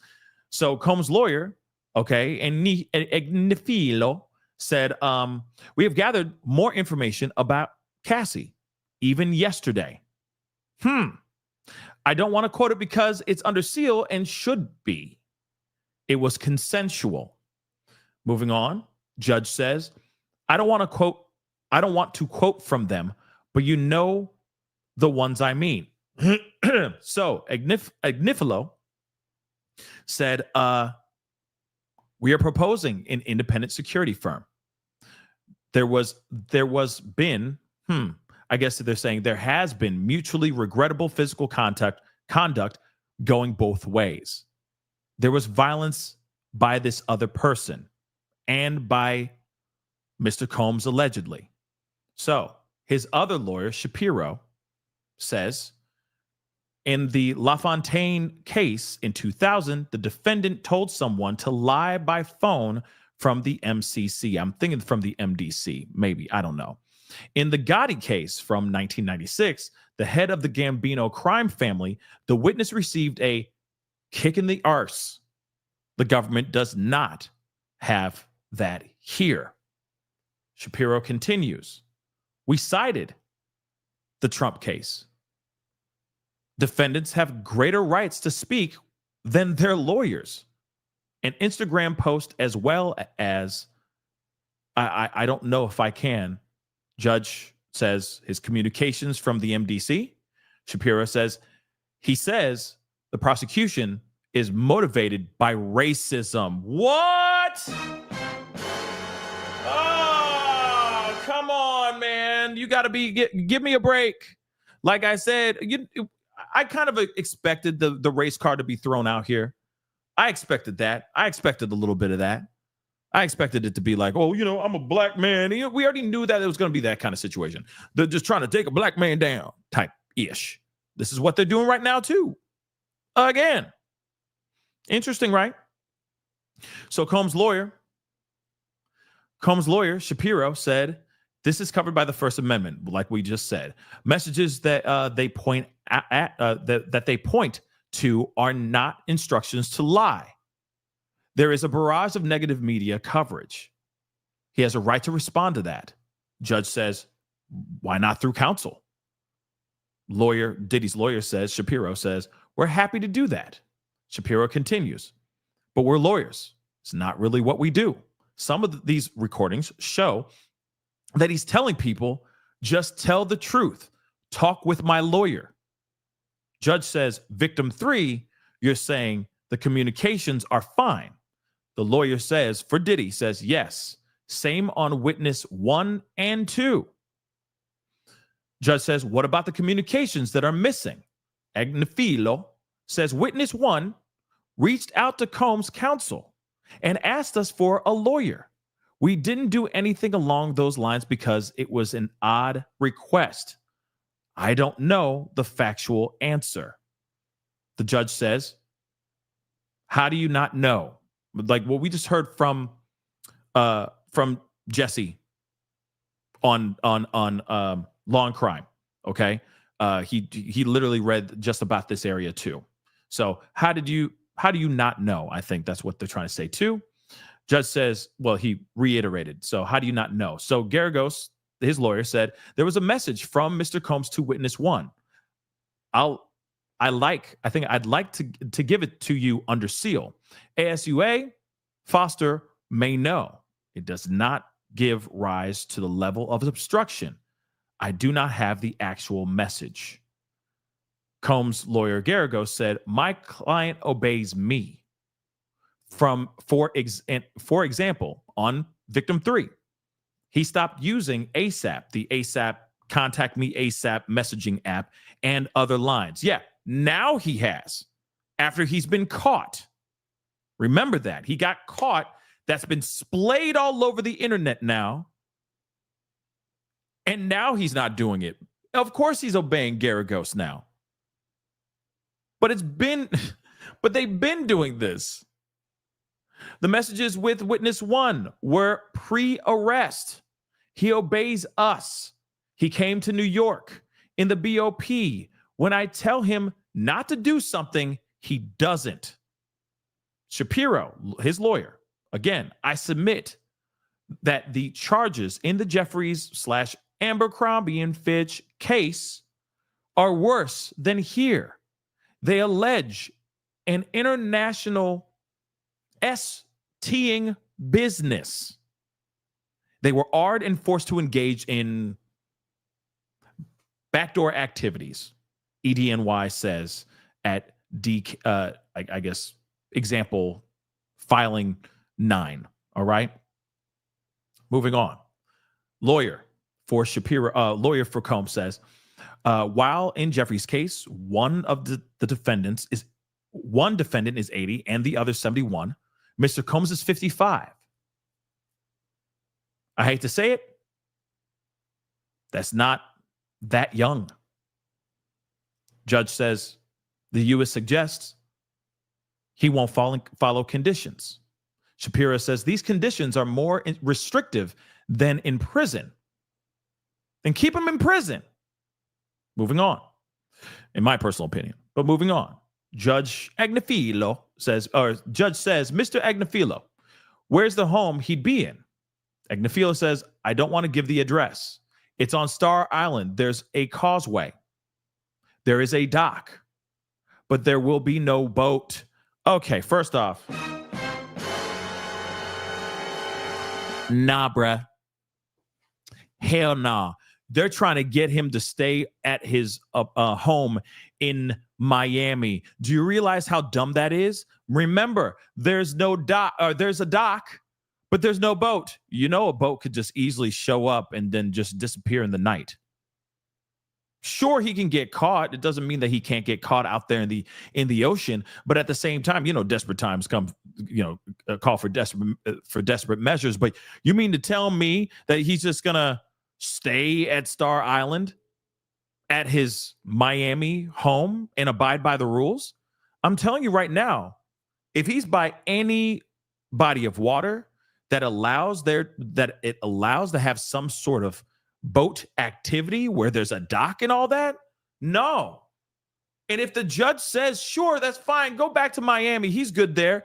That is a huge idiotic move. You realize that, right? This man, this would be dumb. You're basically saying, go on, there you go. And there's the boat, or the dock, I mean. Enjoy the view of the boat. I mean, the ocean. While you're free. I mean, kind of incarcerated with the anklet that you don't have on your leg anymore. But go ahead. Enjoy Star Island with the dock that has no boat. Come on, guys. That's dumb. That's dumb. See, an apartment in New York makes more sense to me than him being able to stay on Star Island and then just jump on a boat at any given time. Just saying. We can't give you the address, though, but there's a dock, but there's no boat. It's like, yeah, he's got access to a plane, but Your Honor, there's no gas in the plane. There's no gas in the plane. Stop.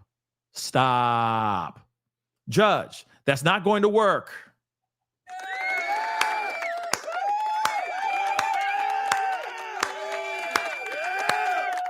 But that also means something. Could this mean that little line?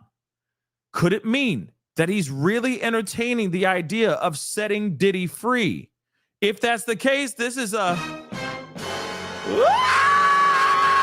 everyone will be screaming. Do you know that? Everybody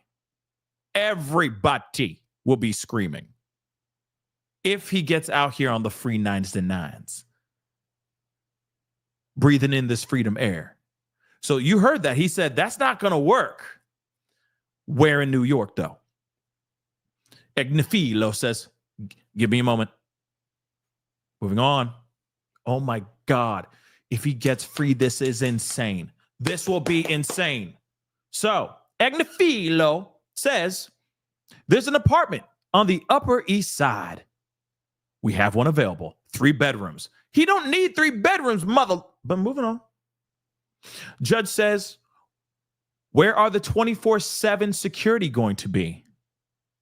Egnifilo says, would you like to speak to him or me?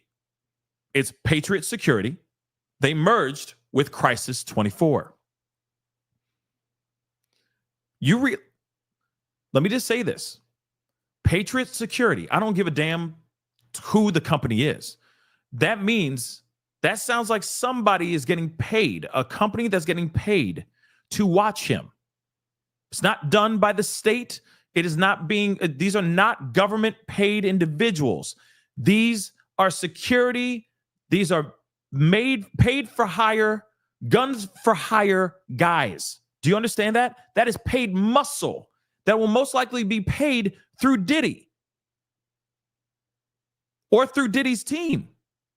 You really mean to think that? No, this should not fly. Agnifilo said, moving on, Mark Ruffalo, Janine Garofalo, Mark Agnifilo said there'd be 2 security guards in the apartment and 1 downstairs. So a total of 3. Hail to the no. What? Whoops, I'm not applauding to that. No, he better not be getting. Oh my God, if he gets out, this is going to be insane. Do you realize how insane this is going to be if he gets out? If this man gets out, this is going to be absolutely knucking futs. This is going to be insane because he gets 2 security guards in his apartment and then a 3rd one at the downstairs, like the in and out. No access to phones or the internet except for calls with counsel arranged by the security personnel. This is more restrictive than in the MDC. No, you know for a fact he's going to finesse. He's going to finesse, guys. Moving on. Man, someone just said something I'm already thinking. Hold on, though. Okay, Agnifilo says Mr. Combs would avoid all contact with anyone who may be a witness. I think he has a right to do that. But I want to make it as easy for the court as possible. We are going to investigate thoroughly before the May 5th trial. He has a right to assist. Hold on, I'm gonna see if there's any new updates. But oh my dear God, if he gets this,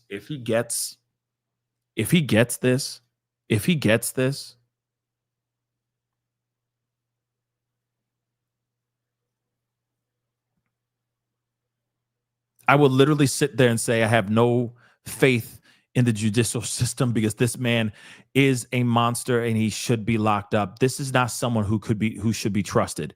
Actually, I will even err on the side of not calling him a monster.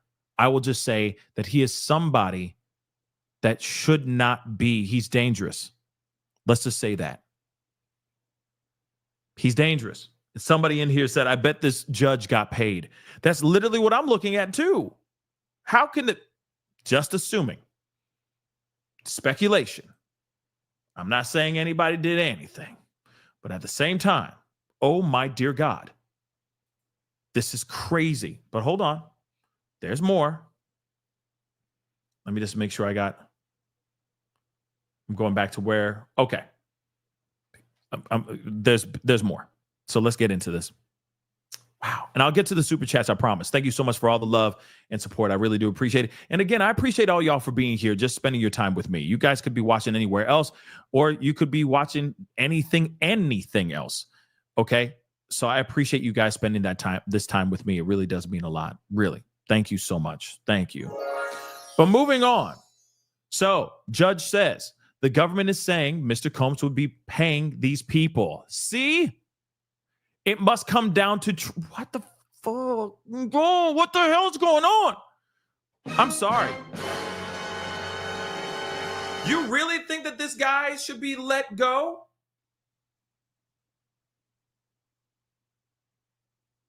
Listen.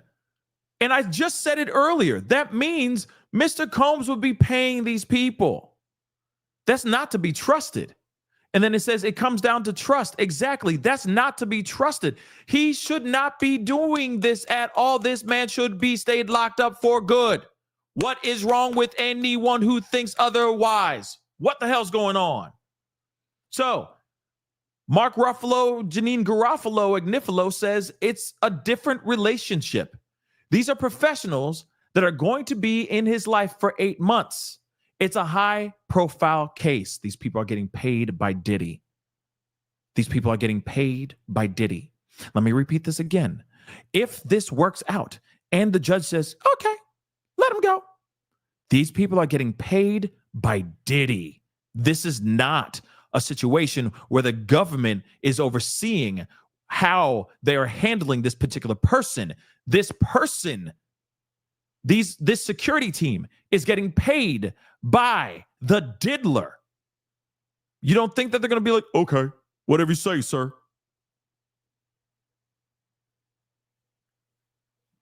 If this works, this is the most idiotic situation I've ever seen. Idiot situation I have ever seen. Moving on, Agnifilo says he's been in jail 66 days without a laptop. Oh, congratulations. Who gives about that? He only got one a few hours ago. What is unique here is to have waited 9 weeks to get a laptop into the MDC. Well, he's in jail. That's exactly how it should be. Don't you think? The solution is for you to come to me. This is what the judge says. The solution is for you to come to me. We can call these hearings, which gets things done. So this could also mean, look, you can hear what the judge is saying here. Shout out to Inner City, though. Come on. With the bullet points. Let's go. But even so, the judge now is sitting here saying, well, if you need that stuff done and he's having a hard time getting stuff in prison, then we can always have that hearing and we can expedite certain things. That's what he's basically saying. So now he's sitting there going, well, if he stays locked up, we can still hook him up.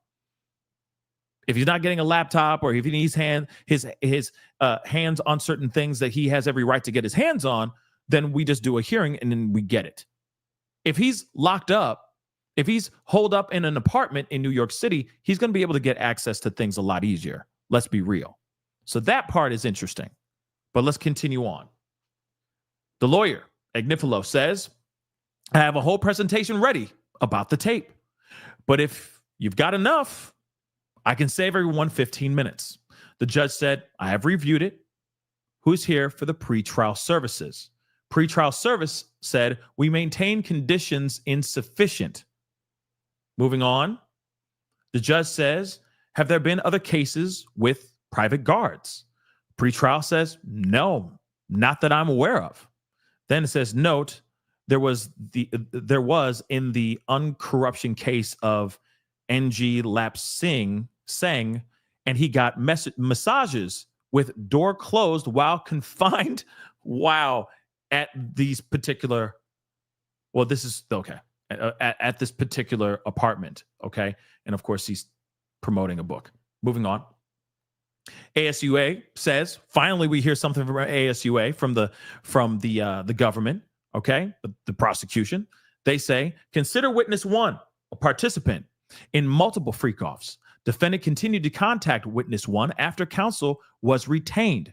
The Instagram post was planned for a week using Contact Me ASAP and other inmate codes. ASU continues. His family member said, the lawyers say not to do it, and the defendant responds, I don't care. It's my birthday. His family member said the lawyers say not to do it, and the defendant responds, I don't care. It's my birthday. Moving on. Judge says Ms. Shapiro said sharing codes is common, and the conduct was covered by the First Amendment. Oh, my God. Then ASUA says, or AUSA, AUSA says BOP, the BOP handbook prohibits this.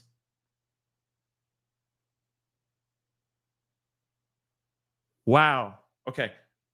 Anything's possible. Anything is possible, y'all. But let me see if there's any more updates, because holy poop on a freaking stick. We are not ready for this. We are not ready for him to be out here in these freedom streets. We are not. We are not. We are not. So another one. Here's a new update. Oh my God, this is insane. I wish I had some of my lawyer friends here, because I really want to know what they're thinking right now. The defendant has used at least 8 inmates' codes. He's bought them. That's crucial in my personal opinion. The judge says, they say Contact Me ASAP operates through TrueLinks. So a trust fund limited inmate computer system. So prosecution says it's not permitted. In the Jeffries, one is detained. Judge says a foreign national. So, okay. So the prosecutor said this is more similar to the cases where detention was ordered. So, the Ara, Keith Renier, Larry Ray. Oh my gosh. This is going to be crazy. Just refreshing to see if there's anything new. 10 seconds ago. Judge, I suggest both parties put in letters by Monday at noon about what type of communications Mr. Combs may engage in. Monday at noon, I see people from the second row standing up. What?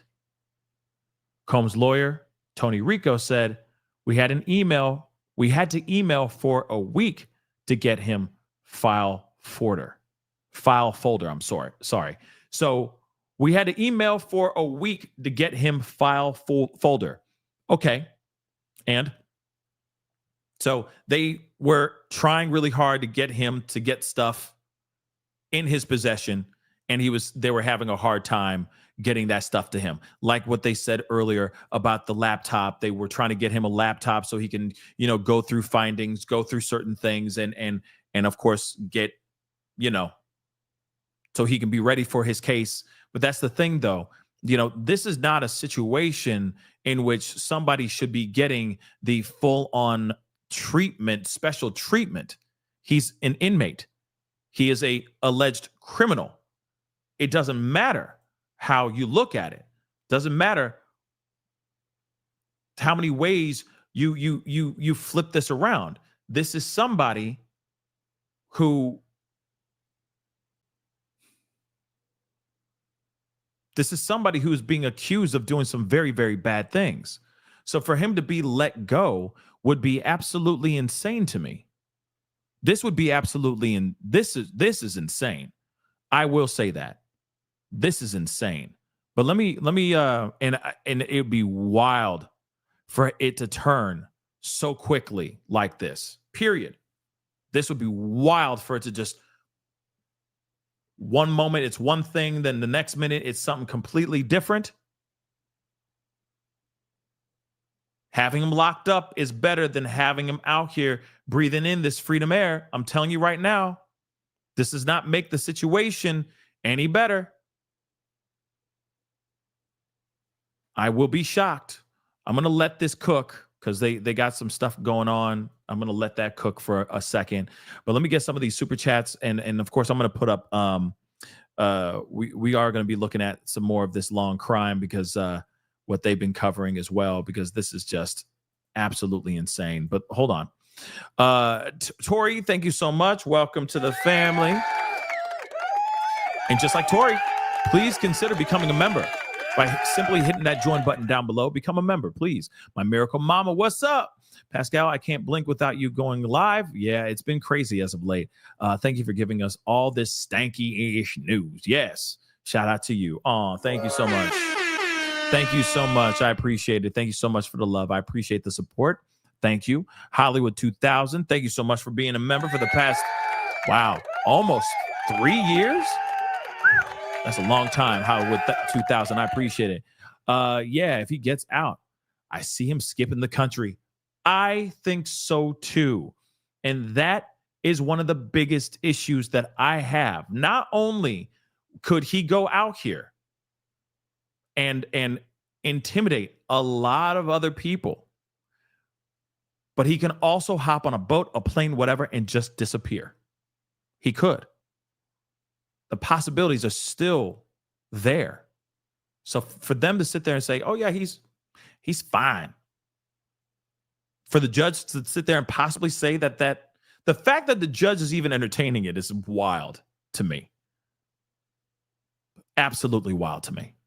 Grateful Glow. Thank you so much for the love. I appreciate it. Send him something like the submersible Titan. Oh, yes. Is Ocean Gate still in biz? You know what? That's a good question. I don't know.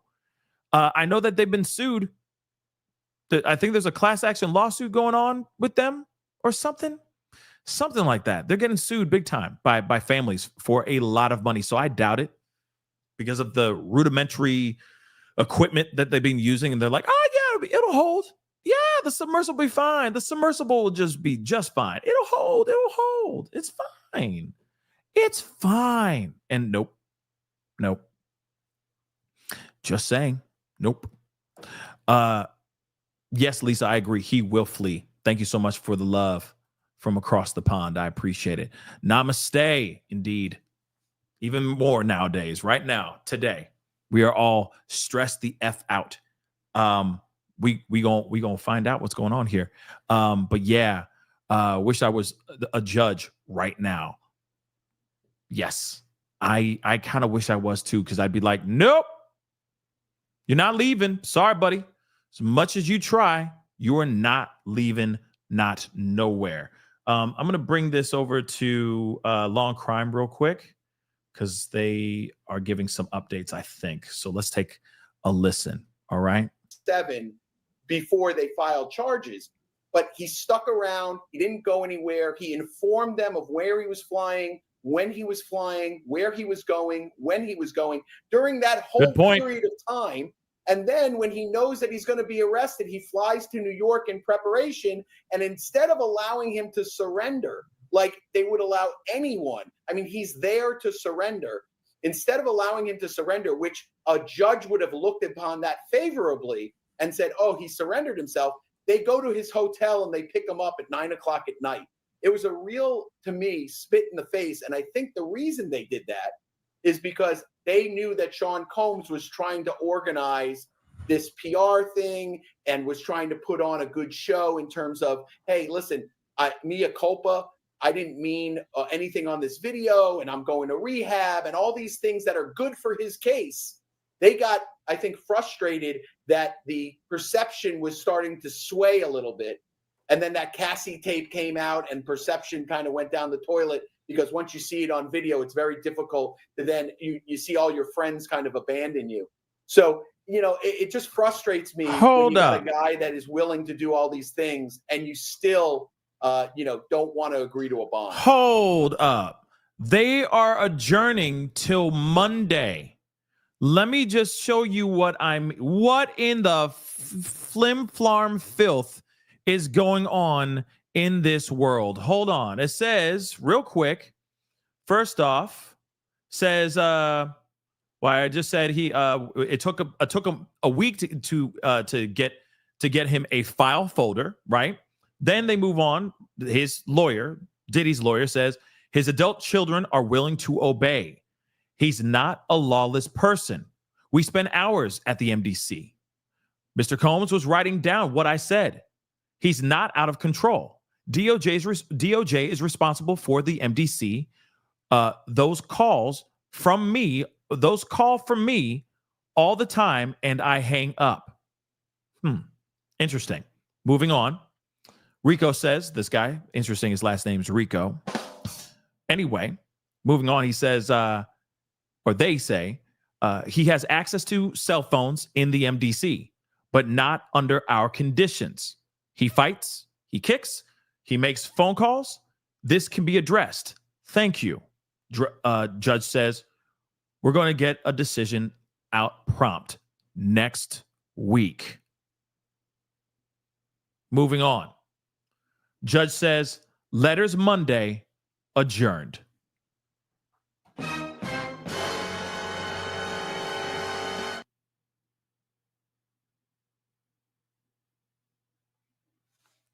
What in the is going on? Yeah, I'm salty. I think we all salty. The what? So you mean to tell me we gonna wait until what? Why? Why can't the judge? That could mean so many different things now.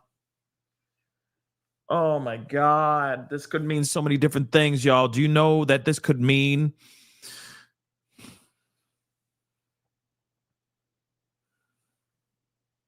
This could mean that he can get out, that he might get granted bail.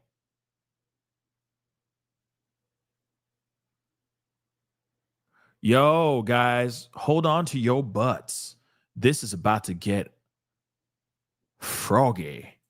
Let's hear what Law and Crime has to say. What in the hell is going on? Let's listen. Gentlemen, let me tell you, Brian McMonagle, Bradford Cohen, thank you so much for your brilliant insight, your analysis, your generosity with your time. And let me just give you one last suggestion. Imagine you two teaming up. My gosh, what a power team you two would be together. Hold on. So let me just leave you guys with that. I'm calling him now. Yeah, you guys really should. My gosh, it's two brilliant minds. I have long admired Brian. Hold on, let's go back. Let me tell you, Brian McMonagle, Bradford Cohen, thank you so much for your brilliant insight. Let me try that again. Analysis. Either that, you know, the judges, and then they rule in my favor for a couple. I don't know why, but he kind of reminds me of Dana White. I don't know why, but he's giving me Dana White vibes. Just saying. But moving on. Really different reason than was even discussed at that hearing. But that's what really differentiates great judges from just guys that are, you know, that have been on the bench for maybe 30 or 40 years, and they're kind of going through the motions, and they know what to deny and what to grant and why to deny it. And they just kind of, you know, they're on autopilot. Like I said, when you get a judge that is fairly new, it's usually very refreshing, their take on certain issues. I agree. This is a judge that's very refreshing. I think he's really carefully considering both arguments. As you said, right now the latest update is that he wants those letters Monday. We'll make a decision next week. This could possibly be Sean Combs' last weekend behind bars. We will see. But the court has been adjourned. Gentlemen, let me tell you, Brian McMonagle, Bradford Cohen, thank you so much for your brilliant insight, your analysis, your generosity with your time. And let me just give you one last suggestion. Imagine you two teaming up. My gosh, what a power team. Now, I'm wondering if there's going to be a statement made. We will definitely see. But I'm gonna keep it real with y'all. This could mean nothing. Okay? This could literally be nothing. The judge could just be trying to be fair and weigh out all the options here. Maybe he does think that prosecution's being dramatic. Maybe he's thinking that the defense is being dramatic. But to me, this doesn't sit well for me. And of course, again, I get concerned for any people out here that are trying to get their voices heard.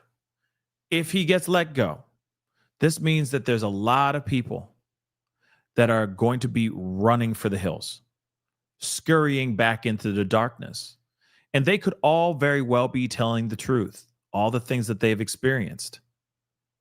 I think this is absolutely crazy if he gets let go. Now, is he going to get let go? I don't know. But I'm surprised now that the judge is now sitting here going like, nah, you know what? Give me the paperwork. Give me the whatever findings you have. And we will talk about this when we will talk about this more next week. So yeah, there is no decision right now until next week, guys. I'm sorry. This is a surprising turn of events in my personal opinion. Now, again, let me just say this. Let me repeat this one more time. This does not automatically mean that it's going to sway in his direction. But it also doesn't mean that it's not going to sway in his direction. This instantly means that it's a 50-50 situation now. Before, I'm thinking, man, this is going to be 99.9% denied. And now we're hearing, no, let him out. We might leave him. We might let him out. Because, I mean, state is actually saying some things that I'm not really worried about. That's not a really big concern to me. I mean, if he's being looked after and all that, I think what's the big deal? That's a big deal. Let's not forget, we just read through some of the transcripts. Okay. Shout out to Inner City Press for giving us the information. But they even said that these guards, this security team that would be watching his every move, will be paid by him. It'll be on his payroll. So in other words, he would be their boss. Do you understand that? It's their boss. They're not working for the government. They're working for Diddy. Make that make sense. But hold on. Letters Monday. And I'm still trying to understand what these letters need to be. I suggest both parties put in letters by Monday at noon about what type of communications Combs, Diddy, may engage in. Do you realize what what is being said there? Do you realize what is being said there? Both parties put in letters on Monday by noon about what type of communications Combs may engage in. So that means it could mean two different things, but I'm leaning more on the side of they are trying to figure out what's okay, who he's okay to contact while he's out, but that also could apply while he's locked up too. That could also apply about him being locked up as well. But the way I'm seeing it right now, I see it as, let's talk about what he's allowed to, who he's allowed to talk to while he's out here free with an anklet. Let's do that. Man, this is a wild turn of events. This is a wild turn of events. I'm sorry. Will Camp said, free Diddy for a few months. Free Diddy for a few months. He might get it. He might get it. And you know what? Prosecution put up some solid arguments.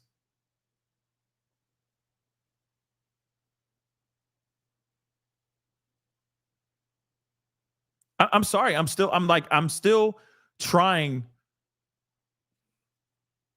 I'm just still trying to wrap my mind around this, because there's already been enough. Do you realize? Oh my God! Do you realize what's going to even be more insane? Watch how many. Okay, if he gets granted bail, which it looks like it might actually happen. Like Jesse Weber just said, this could very well be the last weekend that Diddy spends behind bars for some time before he goes into trial on May 5th. But let's be real. I hope that's not the case. I hope he's still locked up for good, because that's exactly where he needs to be. Because I think he is a danger to everyone. Every single person that's ever filed anything against him right now, every single person that has stepped forward and done a YouTube video, an interview, etc., talking about any of this stuff, any of the experiences that they've ever had, all of them are going to be running for the hills. Maybe some will stand 10 toes down. You never know. But I'm saying this right now. Watch as soon as he gets bail. Let me err on the side of, let me manifest that he's going to get denied. Because I still feel like there's still a possibility that he's going to get denied. But if he does get granted bail, watch the amount of people that are going to step forward and speak out against the narrative out here that he's guilty. Watch how many people are going to step forward and talk about how he's innocent. And if there's suddenly an uptick of all these free Diddy supporters out here, you don't think any of those people are going to be paid? And then instantly I'm going, where are the private investigators going to those particular people's homes and knocking on their doors and asking them, who's paying you to say free Diddy? Something to think about. But watch it happen.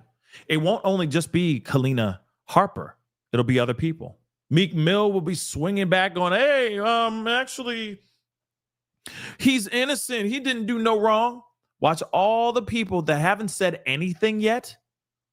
A lot of Hollywood stepping forward and speaking out on his behalf. Watch somebody show up to the Grammys wearing a free Diddy t-shirt. I'm just waiting for it. It's going to happen. There's already been people running around with the free Aura t-shirts and stuff. People still wear that stuff to this day because they do truly believe that man innocence. But me? Nah, you got caught on tape with that doing stuff. You guilty as hell. Same thing with Diddy here. He's guilty for at least a good portion of things. Is he guilty on all these other allegations that are out here and these lawsuits? I don't know. I have not seen any of the smoking gun evidence on those things. That will be up to the court and them doing their due diligence in regards to that. But as far as him moving people around, paying people to engage in parties and all that stuff, to do these F-offs and perform at these F-offs, they're on tape. He has moved people around. He has done that. He has attacked at least Cassie. We know that. We've seen it on tape. Those things go without question. We know that. But at the same time, hamburger indeed. So yes, guys, just a quick recap for those of y'all who are late to the party. There has been no ruling today, which, by the way, in my personal opinion, it's crap. Real talk.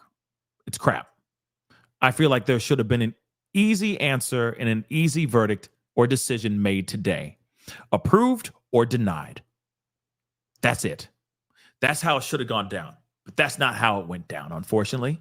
And now it seems as if the judge is entertaining some possibilities. Do I agree with the judge doing this?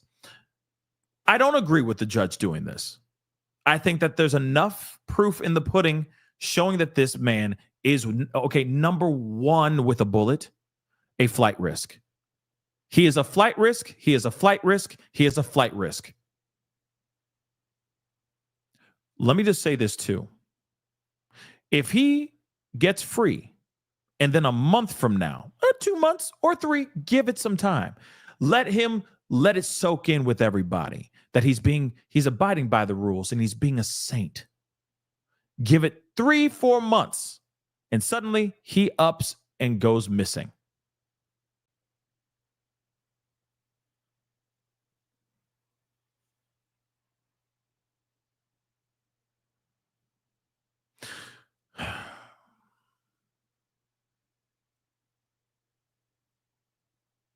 Like I said, just think about it. Let that marinate in your noggin. Okay, a little bee in your bonnet. He's gonna sit there and he's gonna be like, I'm abiding by the rules. I'm just a man.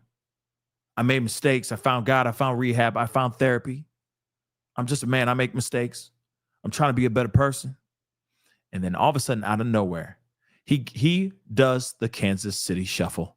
He makes us look right while he goes left. The Kansas City shuffle. Watch.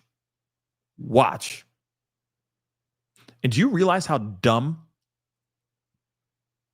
the judge is going to look if he does successfully do that? Everyone's going to be looking at the judge like this.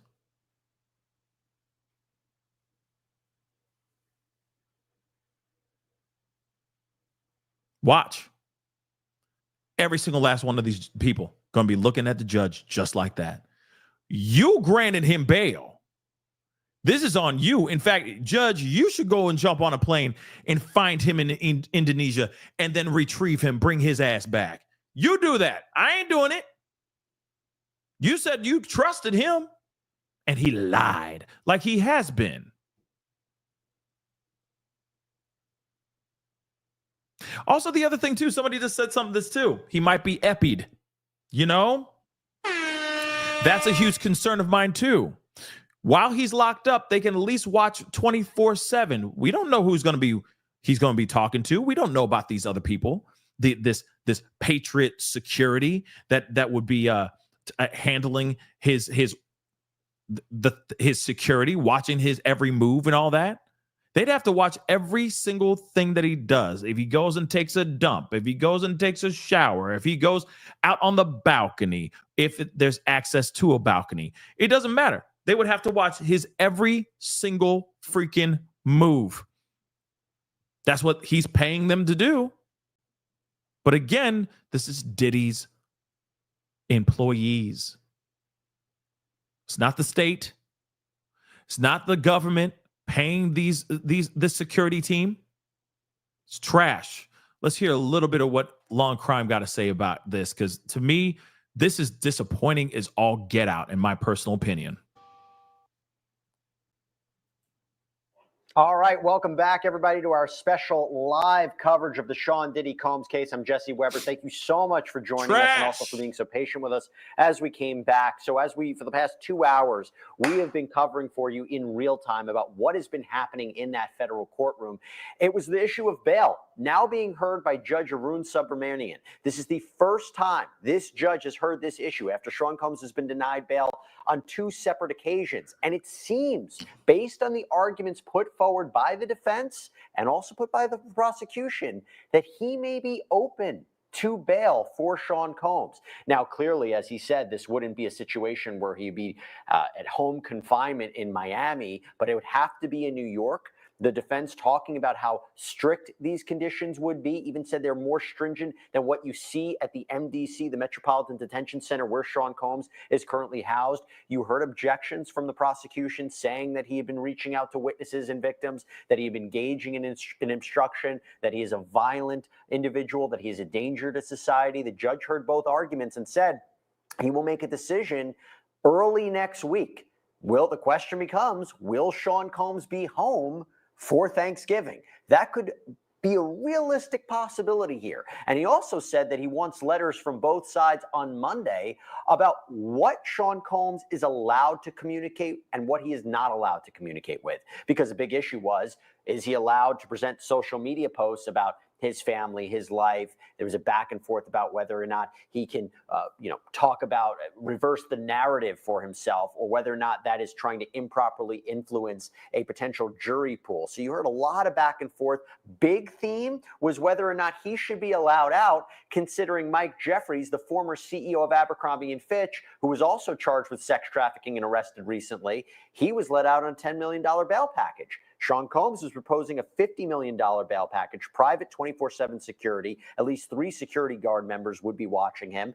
No internet use, no phone use, limited to his conversations with his attorneys, only a limited amount of visitors. So the judge is taking all of this under advisement, which seems to be a wise decision. And by all accounts, we'll have a decision about Sean Combs' bail next week. Now, I want to bring in Elizabeth Milner from Law and Crime, a very... Okay. I just don't agree. And guys, I know you guys can't hear it on TikTok. Go over to my channel on YouTube. You can hear what there's being said here. Yeah, Jesse, a lot of interest in today's hearing for sure, especially with the whole debate on whether or not Sean Diddy Combs could actually go home, or at least be at home in time for Thanksgiving. I will say that I arrived to the courthouse around like 12:15 today. Not a lot of people out. So I thought we actually came here a lot early. So when I went inside the courthouse, I was actually surprised to see the amount of reporters that were already in line waiting to go inside that hearing. Now, I got inside the courthouse probably about 45 minutes before the hearing started. Probably at least 15 other journalists and lawyers were ahead of me in the line. So I was actually very lucky to get a seat today. Now, they actually moved the courtroom to a different location than it was on Tuesday's hearing. Again, that was an emergency hearing. But for this scheduled hearing that's been on the calendar for about a few weeks now, they had it actually at the top floor. So a lot more people were able to get inside that courtroom. And let me tell you, a lot of people were inside that courtroom in that hearing. Even members of the public as well too. I feel like I saw some teenagers kind of wanting to know as well too what was going on inside that hearing, because I think they also probably wanted to get a glimpse of Diddy as well too. But let me just kind of paint a picture to our viewers about what you kind of see when you walk inside that federal courtroom. So of course, when you first walk in, you're going to see the gallery. You're going to have a left-hand side or right-hand side. The left-hand side is for some of the defense attorneys, as well as members of Combs' family, other public interests. And on the other side, it's going to be some extra attorneys from the government side, as well as all of the reporters. And we were really kind of body to body inside that courtroom. Then when you kind of go outside of the gallery, then you have the defense table, then you have the prosecution's table, and then you have the judge obviously on the bench. So it's a little different from how when we normally cover trials, you have the defense on one side, you have the prosecution on another side. Real quick, did she just quote Chris Brown?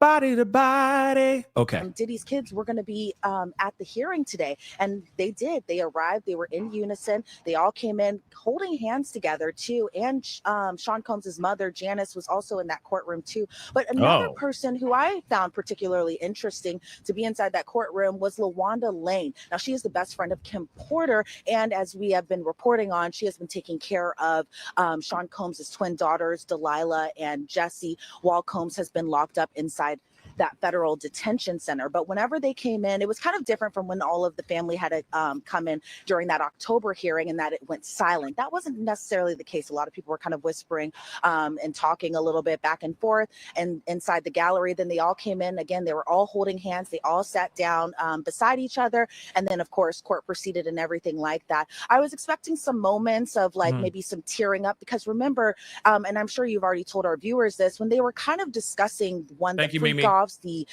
assault video that was released by CNN earlier this year, as well as just some of Diddy's conduct, or alleged conduct, I should say. I can imagine just being 17 years old. I'm specifically talking about Jesse and Delilah Combs because they are still underage here, that it can be hard to listen to your father's alleged conduct and just hearing just kind of the inner details of what all is going on. Obviously, it's been making the news everywhere. It's not really a secret, but at the same time, to be inside a courtroom for 2 hours and kind of listening to your father's conduct, I can imagine to be hard. But from my side and from what I saw, I didn't see much of an emotional reaction or anything like that as far as it coming from Diddy's children. And so they pretty much kind of stayed forward, kind of kept their eyes on what the judge was saying, what the defense was saying, obviously what the government was saying when they were making their arguments. So I didn't see any type of actual emotion whenever they were making their arguments. But again, I can only imagine what may have been going on in their head as well too. But it's also significant that they were in the courtroom because, as I mentioned on Tuesday, they weren't here on Tuesday, and it was probably likely because it was an emergency hearing. I'm sure flying all the way out from Los Angeles or possibly Miami can be a lot to do in the matter of just getting 24 or 12-hour notice. And so, it wasn't very surprising that they were all inside the courtroom. But again, it's significant too because the government alleges that they are all doing this as kind of like a PR stunt and kind of in a way to sway the jury into making them seem like a unified family. I mean, we've seen this before in trials, and I want to kind of make a clear distinction on the comparison I'm about to make here. I mean, we've seen this before in trials, and I'm talking specifically about the Alec Murdaugh trial, where, Alec Murdaugh's family came inside that courtroom as well, too. So it wasn't very surprising that he had his family there to kind of back him up. But I will say, just like on Tuesday, whenever Diddy did come into the courtroom and how he beamed and how he looked at every single person in the gallery, it wasn't like that this time. So when he came inside, it was still in that khaki jumpsuit. He, again, looks kind of grayish, a little bit like that, a little thin. But at the same time, being in jail or a federal detention center for the past 2 months, obviously that's going to kind of wear and tear on anybody, including somebody like Sean Diddy Combs. But as soon as he came inside that courtroom today, he beamed up immediately, looking straight at his family. And that was pretty much the only people he kept eye contact with outside of his attorneys. So he looked immediately at his family. He blew kisses to them all, kind of like a little like, I love you, mouthing of the words type of thing. And even before the judge got on the bench, he turned to them once again, too, to kind of just mouth a little like, like it felt like he was just happy to see them, I should say. And then, of course, when he sat, before he sat at the defense table, he hugged every single one of his attorneys. But again, like I said, Tuesday, Diddy knows that a lot of eyes are on him at this time. So there's not going to be a moment where we don't see what we expect to see of Sean Diddy Combs, if that makes sense. We're going to see somebody who's not going to appear defeated. We're going to see somebody who is going to appear with smiles. So that way, I think he's also kind of signaling to the world that he's okay in a way, but at the same time, maybe reassuring his family, especially his daughters, who, again, the twins, Jesse and Delilah, are just 17. Chance just turned 18, but with the exception of his youngest daughter, who is 2-year-old baby Love, who is probably with her mom over in California, I would assume, but I just don't want to speculate there. But of course, when there wasn't a decision made, everyone was kind of ushered and rushed out of the courtroom. So I didn't get that last glance of maybe a last blown kiss to his family or to his mother or anything like that. But at the same time, excuse me, that's pretty much what we can expect from Sean Combs. Let me ask you this, Elizabeth, and that was a great recap of what you're our eyes and ears. We don't have cameras in that courtroom. Unfortunately, we're not going to have cameras in that courtroom. So you are our best eyes and ears about what is happening there. Shout out to Law and Crime, Real Talk. Okay. All right. Prosecution and the defense and Judge Subramanian. Just playing a little bit more. Judge Subramanian, though, his demeanor, the way he was asking these questions to the prosecution, did it seem to you like he was skeptical of the prosecution's arguments? Did it seem like he was pushing them a little bit more? The reason we're asking is, does he seem open to Sean Combs getting bail? I know he's reserved judgment, but there's one thing to report on what he was said. There's another thing, you got a glimpse of the way he was asking the questions. What's your take on that?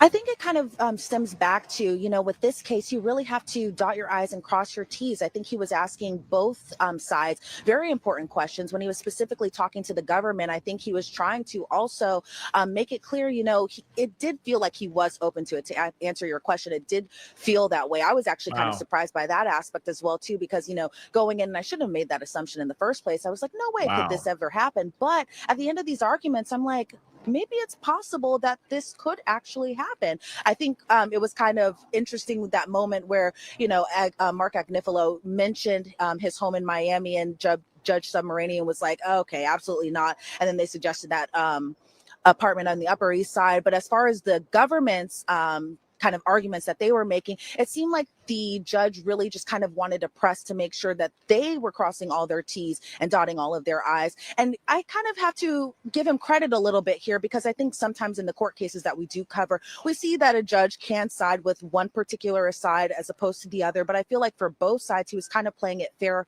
on both ends, kind of making sure that he was that both sides were explaining everything that he needed to know before he makes his final decision next week.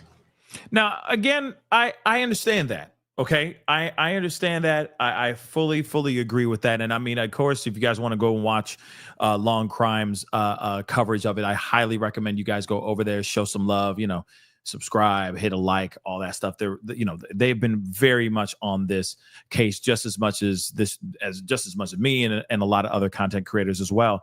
But one thing is for sure. Yes, I get it that that this particular judge is trying to have a fair and balanced approach to this situation. But I feel like there's a lot that prosecution presented that I think that should give him great pause in granting Diddy bail. There's a lot, and I get it now. Yes, initially I'm like, bruh, come on. Really? We're not going to have a decision until Monday? This is ridiculous. But now, after, that emotion has washed over, I get it to a certain extent. There's a lot to look at. There's a lot to dissect, and there's a lot to understand. And yes, it is appreciated. It's annoying, but it is appreciated that he's looking at both sides, both arguments, and trying to weigh the arguments out. But there are certain things that are being brought to the table by the defense that should give the judge great pause. There's a bunch of things in here. Let's not forget.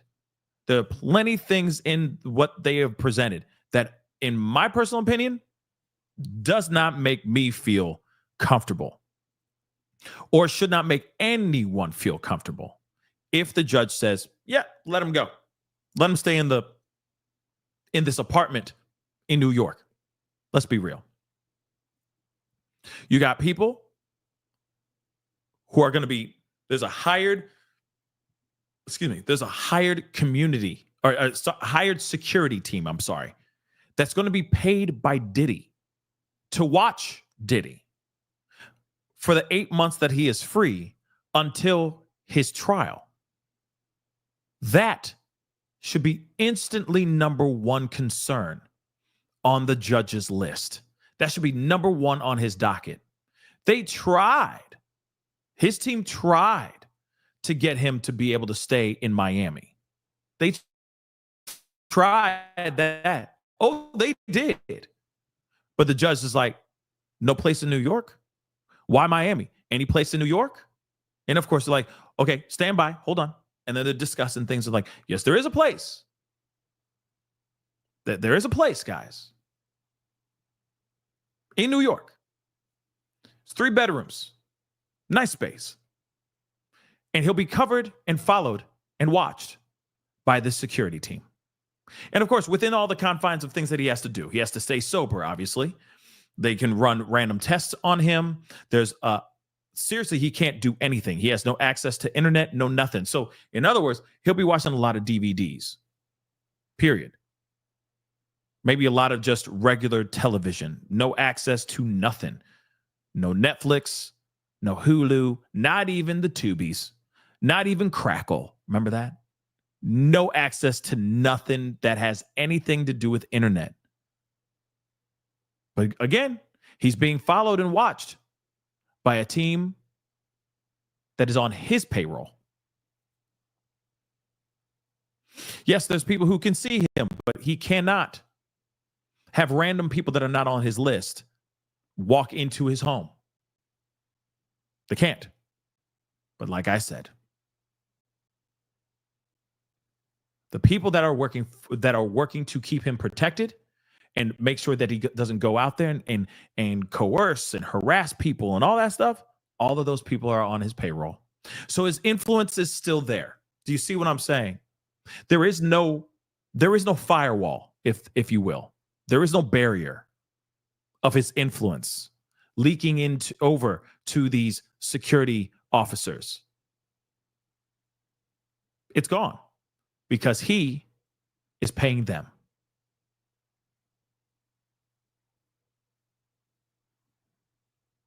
Judge even said that. He's like, there's no trust. We can't establish trust in that situation. But yet he's still entertaining the idea, which is wild to me. And there's already plenty of information out here that proves that this guy can very well be a danger to the people out here in these streets. All of us, guys. Any people that are reporting this stuff, to the people who are wanting to speak out and tell their truths out here, to all the other people that want to file lawsuits against Diddy, all of that stuff. They are all targets. And it doesn't matter if he doesn't have access to the internet. Unless he's using like some sort of Nokia flip phone that has, you realize that you can still have access to the internet on a phone or an iPad. You can still do internet stuff on the phone or iPad. So miss me with that nonsense of, oh, he won't have access to the internet. He will most definitely have access to the internet. Like I said, if there's a will, there's most definitely a way. So something about this doesn't feel right. In my personal opinion, this does not feel right at all. Sure, we can all sit here all day and go, yeah, like I said, I appreciate the judge being fair and trying to keep it balanced and working this thing out. But this should be a open and shut kind of situation. The prosecution did show enough information, in my personal opinion, that would give me great pause. And in my mind, I'm going, hey, well, he's been denied two other times. So this third time, you should look at that too and go, well, there must be a reason why he was denied the first two times. So what's different this time around? The more money? Then that's the thing that angers me too. Before I go into the super chat, this is what angers me too. So you're telling me once again that financial privilege trumps all? That's ridiculous. Carl, what's up, man? Thank you so much for the $5 bucks. Appreciate it. If you can smuggle a phone into prison, you can smuggle a phone into an apartment. Hey, I'm just saying, in case you didn't know, newsflash, if there's a will, there's a way. And you're telling me he's not going to do everything he can once he gets out? If he was to get out, you're telling me he's not going to do everything he mother loving can to finesse situations? He's looking at a lot of lawsuits, y'all, including lawsuits or criminal charges by the government. You don't think he's going to try to do everything he can so he can get free, so he can get the whole case thrown out? Come on, y'all. The judge, I appreciate him being, inquisitive and balancing, and looking at this in a fair and balanced way. But in another way, I look at this and I go, man, there's enough proof in the pudding that this man is not to be trusted, period. And the fact, if he is granted bail on Monday, that means he has his own. Do you realize that this is all over? It's like he's having his own bodyguards following his every move every day. You realize that, right? is just the same as if he had bodyguards watching him when he was going out into the VMAs and allegedly attacking people and stuff, putting his paws on Cassie and doing all this crazy stuff. Do you realize that? You realize that, right? It's not good. These are glorified guns for hire, paid by the Diddy. Unbelievable, guys. Unbelievable. Anyway, guys, that is the show. I appreciate all y'all for being here. It means a lot. Thank you so much for taking the time. Hold on, let me get this too here really quick. It's a super chat. S-Dubs, thank you so much for the love. I appreciate it. I think the judge wants to look like he didn't just flip a coin. Yeah, that makes sense. He's trying to make it look good. Please hit the like. Yes, that's true. You got a point there. Didn't want to just sit there and go, no, instantly. So maybe he's like, hey, let's just let him have some time to ruminate and think about this. But still, no matter what, this just definitely makes me feel some type of way. And I get it. He's got to do what he needs to do. He needs to sit down, puff on his pipe in his chambers and go through the information. But I'm wondering if the judge ever addressed the legal papers written and not saying legal in the photos, but it's saying it's legal on the paperwork when he got the actual paperwork in his hands. I'm wondering if they ever addressed that or they just moved on from that, which I think is ridiculous too, because that makes me seem like they are lying and that the defense is lying too. But I guess we'll see what's up. I mean, that surprise witness. What's up? What's up, BJ? Real talk. I am just as shook. I am very, very surprised about this. I thought I was done with the show, but it's a lie. I am very, very surprised. Oop, I didn't mean to hit that. I'm very, very surprised about this. Again, I feel like this should have been a slam dunk. This should have been open and shut. This should have been a wrap. But unfortunately, look at what we're at. Ain't that something? Okay? Ain't that something? Cruz with us. Cindy, thank you so much. Was he denied both times by the previous judge? If so, the judge is bought. Uh-oh. It does feel like, you know what I mean? It feels like this was freaking bought. This feels bought. It does. It feels weird, man. It feels weird. The surprise witness, what do you think? What do you think the judge is thinking? That's what I want to know. What are you thinking? You know what I mean? That's what I'd like to do with the judge right now. Just a quick throttle. Just, what are you thinking? You know what I'm saying? You had one job.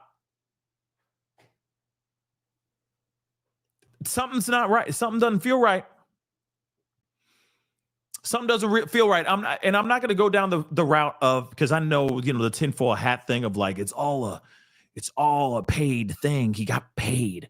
I don't want to go down that route right now. Not yet. That's not, I don't want to go instantly down that route.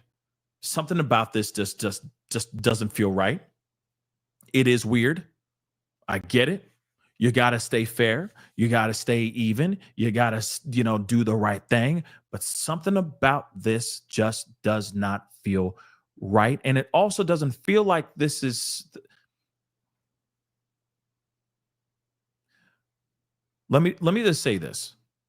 I know I already said it, but I'm going to repeat it one more time. Diddy's going to be paying for his own security team. I repeat, if the judge says, okay, Diddy's going to be paying for his own security team,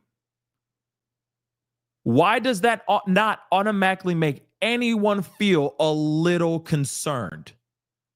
Especially the mother-loving judge. First off, prosecution tried to get, or it's not prosecution, the defense tried to get slick. And what happened though? They try to make it so that he could stay in Miami next to a dock. You know what I'm saying? But there's no boat. Like I said, there's a plane there, but there's no keys and it doesn't have gas, but the plane's there. So the same thing. Oh, yeah, you can get this, he can go stay in his lavish $50 million home on Star Island, yet next to a dock. But no. There's no boat. There's no boat. There's no boat, sir. And thank God the judge was smart and said, hey, wait a second. No, that doesn't make any sense. Okay. Wait, another creator, Sunshine Daydream, asking what is on your shirt right now on her channel. What channel? What show? Who's watching my show on their channel? That's what I'd like to know.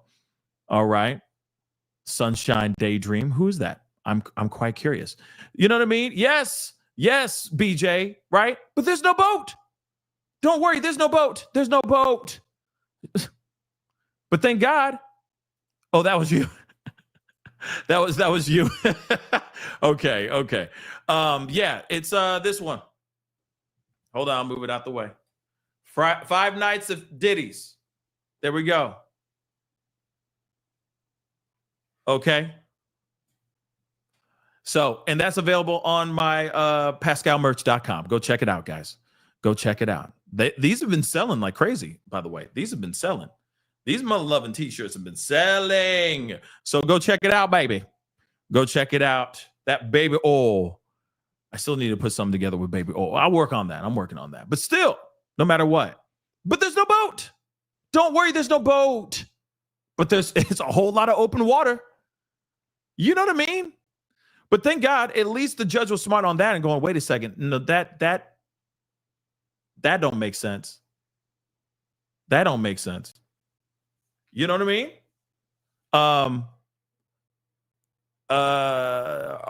You want to hop on, BJ? You got a second to hop on for a hot minute?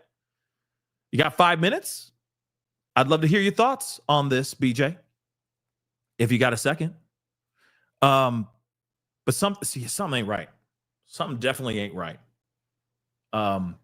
Something definitely is not right with this situation.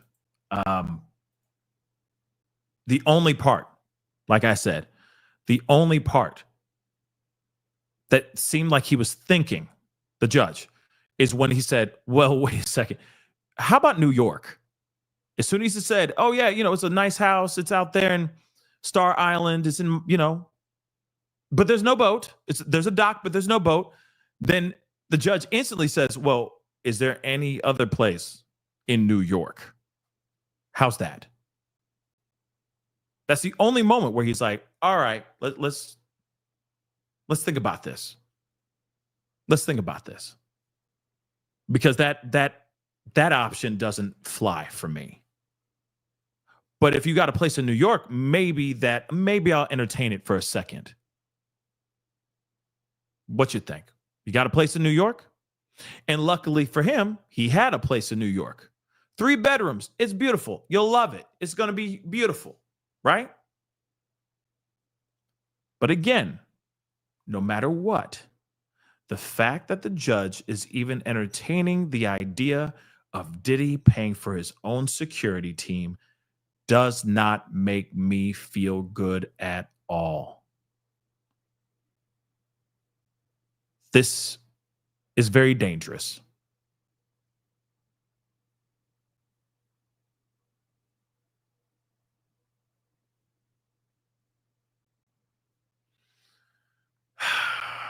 Again, Love just said, the diddler strikes again. Yeah, I mean, it's pretty crazy, man. It's pretty crazy to think that would happen. You know what I mean? It's pretty crazy you know what I mean?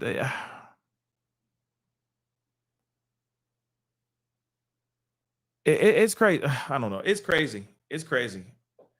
I'm still, yeah, like I said, still wrapping my mind around this. I just, something just does not feel 100 when it comes to this decision. Okay. And actually, I'm going to show some love over here too. What? I thought I was subscribed. Damn. All right. But still crazy.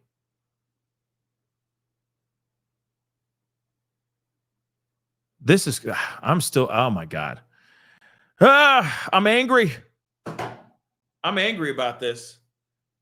Well, you know what? I'm not fully angry yet, but I am concerned. Okay? I'm not angry. I'm just concerned. And if this does fly and he does get granted this, I will be upset. I will definitely be upset. If it gets granted his bail, I'll be upset. Because it does a disservice to all the people that want to step forward and speak out. I think that would be absolutely devastating, in my personal opinion. Namaste, fake folk, please stand down. Yes. Okay. This is crazy. Okay. Carl, thank you so much again. In 2007, Tony Mockbell, a convicted smuggler, kingpin from Australia, shipped a yacht. Wow. Across Australia, sailed to Greece to escape going to prison. What?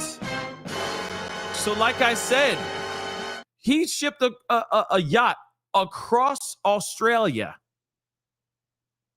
sailed to Greece to escape going to prison for God knows how long he was looking at.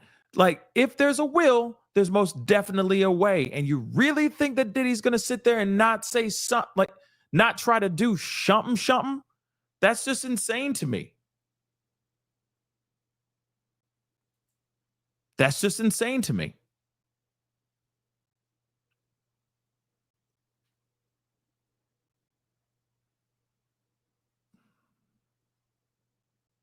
That's just insane to me, guys. I am absolutely shooketh. Jeez Louise. Yeah, man. This is, well, I mean, it's not what I expected, but at the same time, it is what it is. And again, you know, we still have a lot of information that's still going to be coming out, no matter what the verdict is. I mean, we will be reconvening on Monday when the verdict is, or when the decision is made. But at the same time, you know, I guess, what say you guys? You know, how do you feel about that? You know, to me, it definitely definitely makes me feel some type of way. It definitely makes me feel some type of way. Hearing about, definitely making me feel some type of way about this. But all we can do is sit and wait. All we can do is sit here and wait. But what say you guys? What are your thoughts on this? Because, because honestly, just because somebody just said this, no passports, though, it doesn't matter. He can still find a way. Like I said, money, if you got copious amounts of money, you can have access and get access to a lot of different people, a lot of situations where you can get certain things to like work in your favor. So you could easily just go and throw some money on to somebody and they can put together a fake passport. This financial privilege that people have. I mean, come on, think about it. If you're willing to drop serious money, people will move mountains to do things if it means money in their pocket. Let's keep it real. So to me, when looking at this, it definitely makes me feel some type of way. It's so insane. It is so insane. But I think more, like I said, we'll find out Monday. And when Monday does go down, holy crap, it's going to go down for sure. Okay? It's going to be crazy.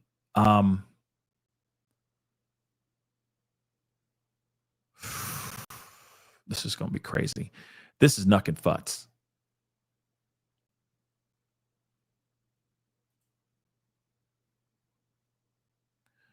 This is Nuck and Futz.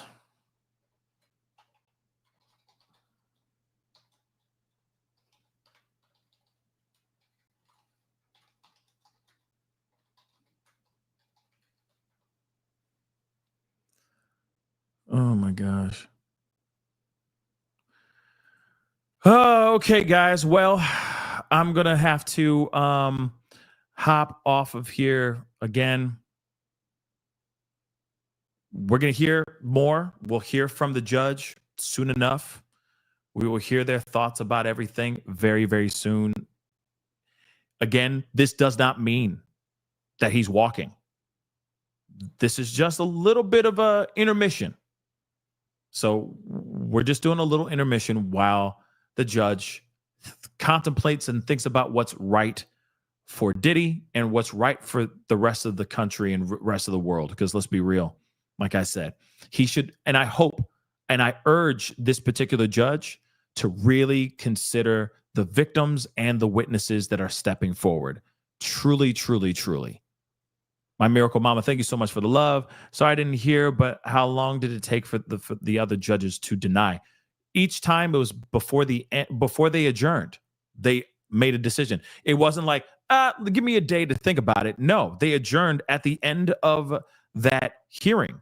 As soon as they adjourned, there was a decision made. It was only a few hours. So, and that's on both, and both decisions were made by one judge.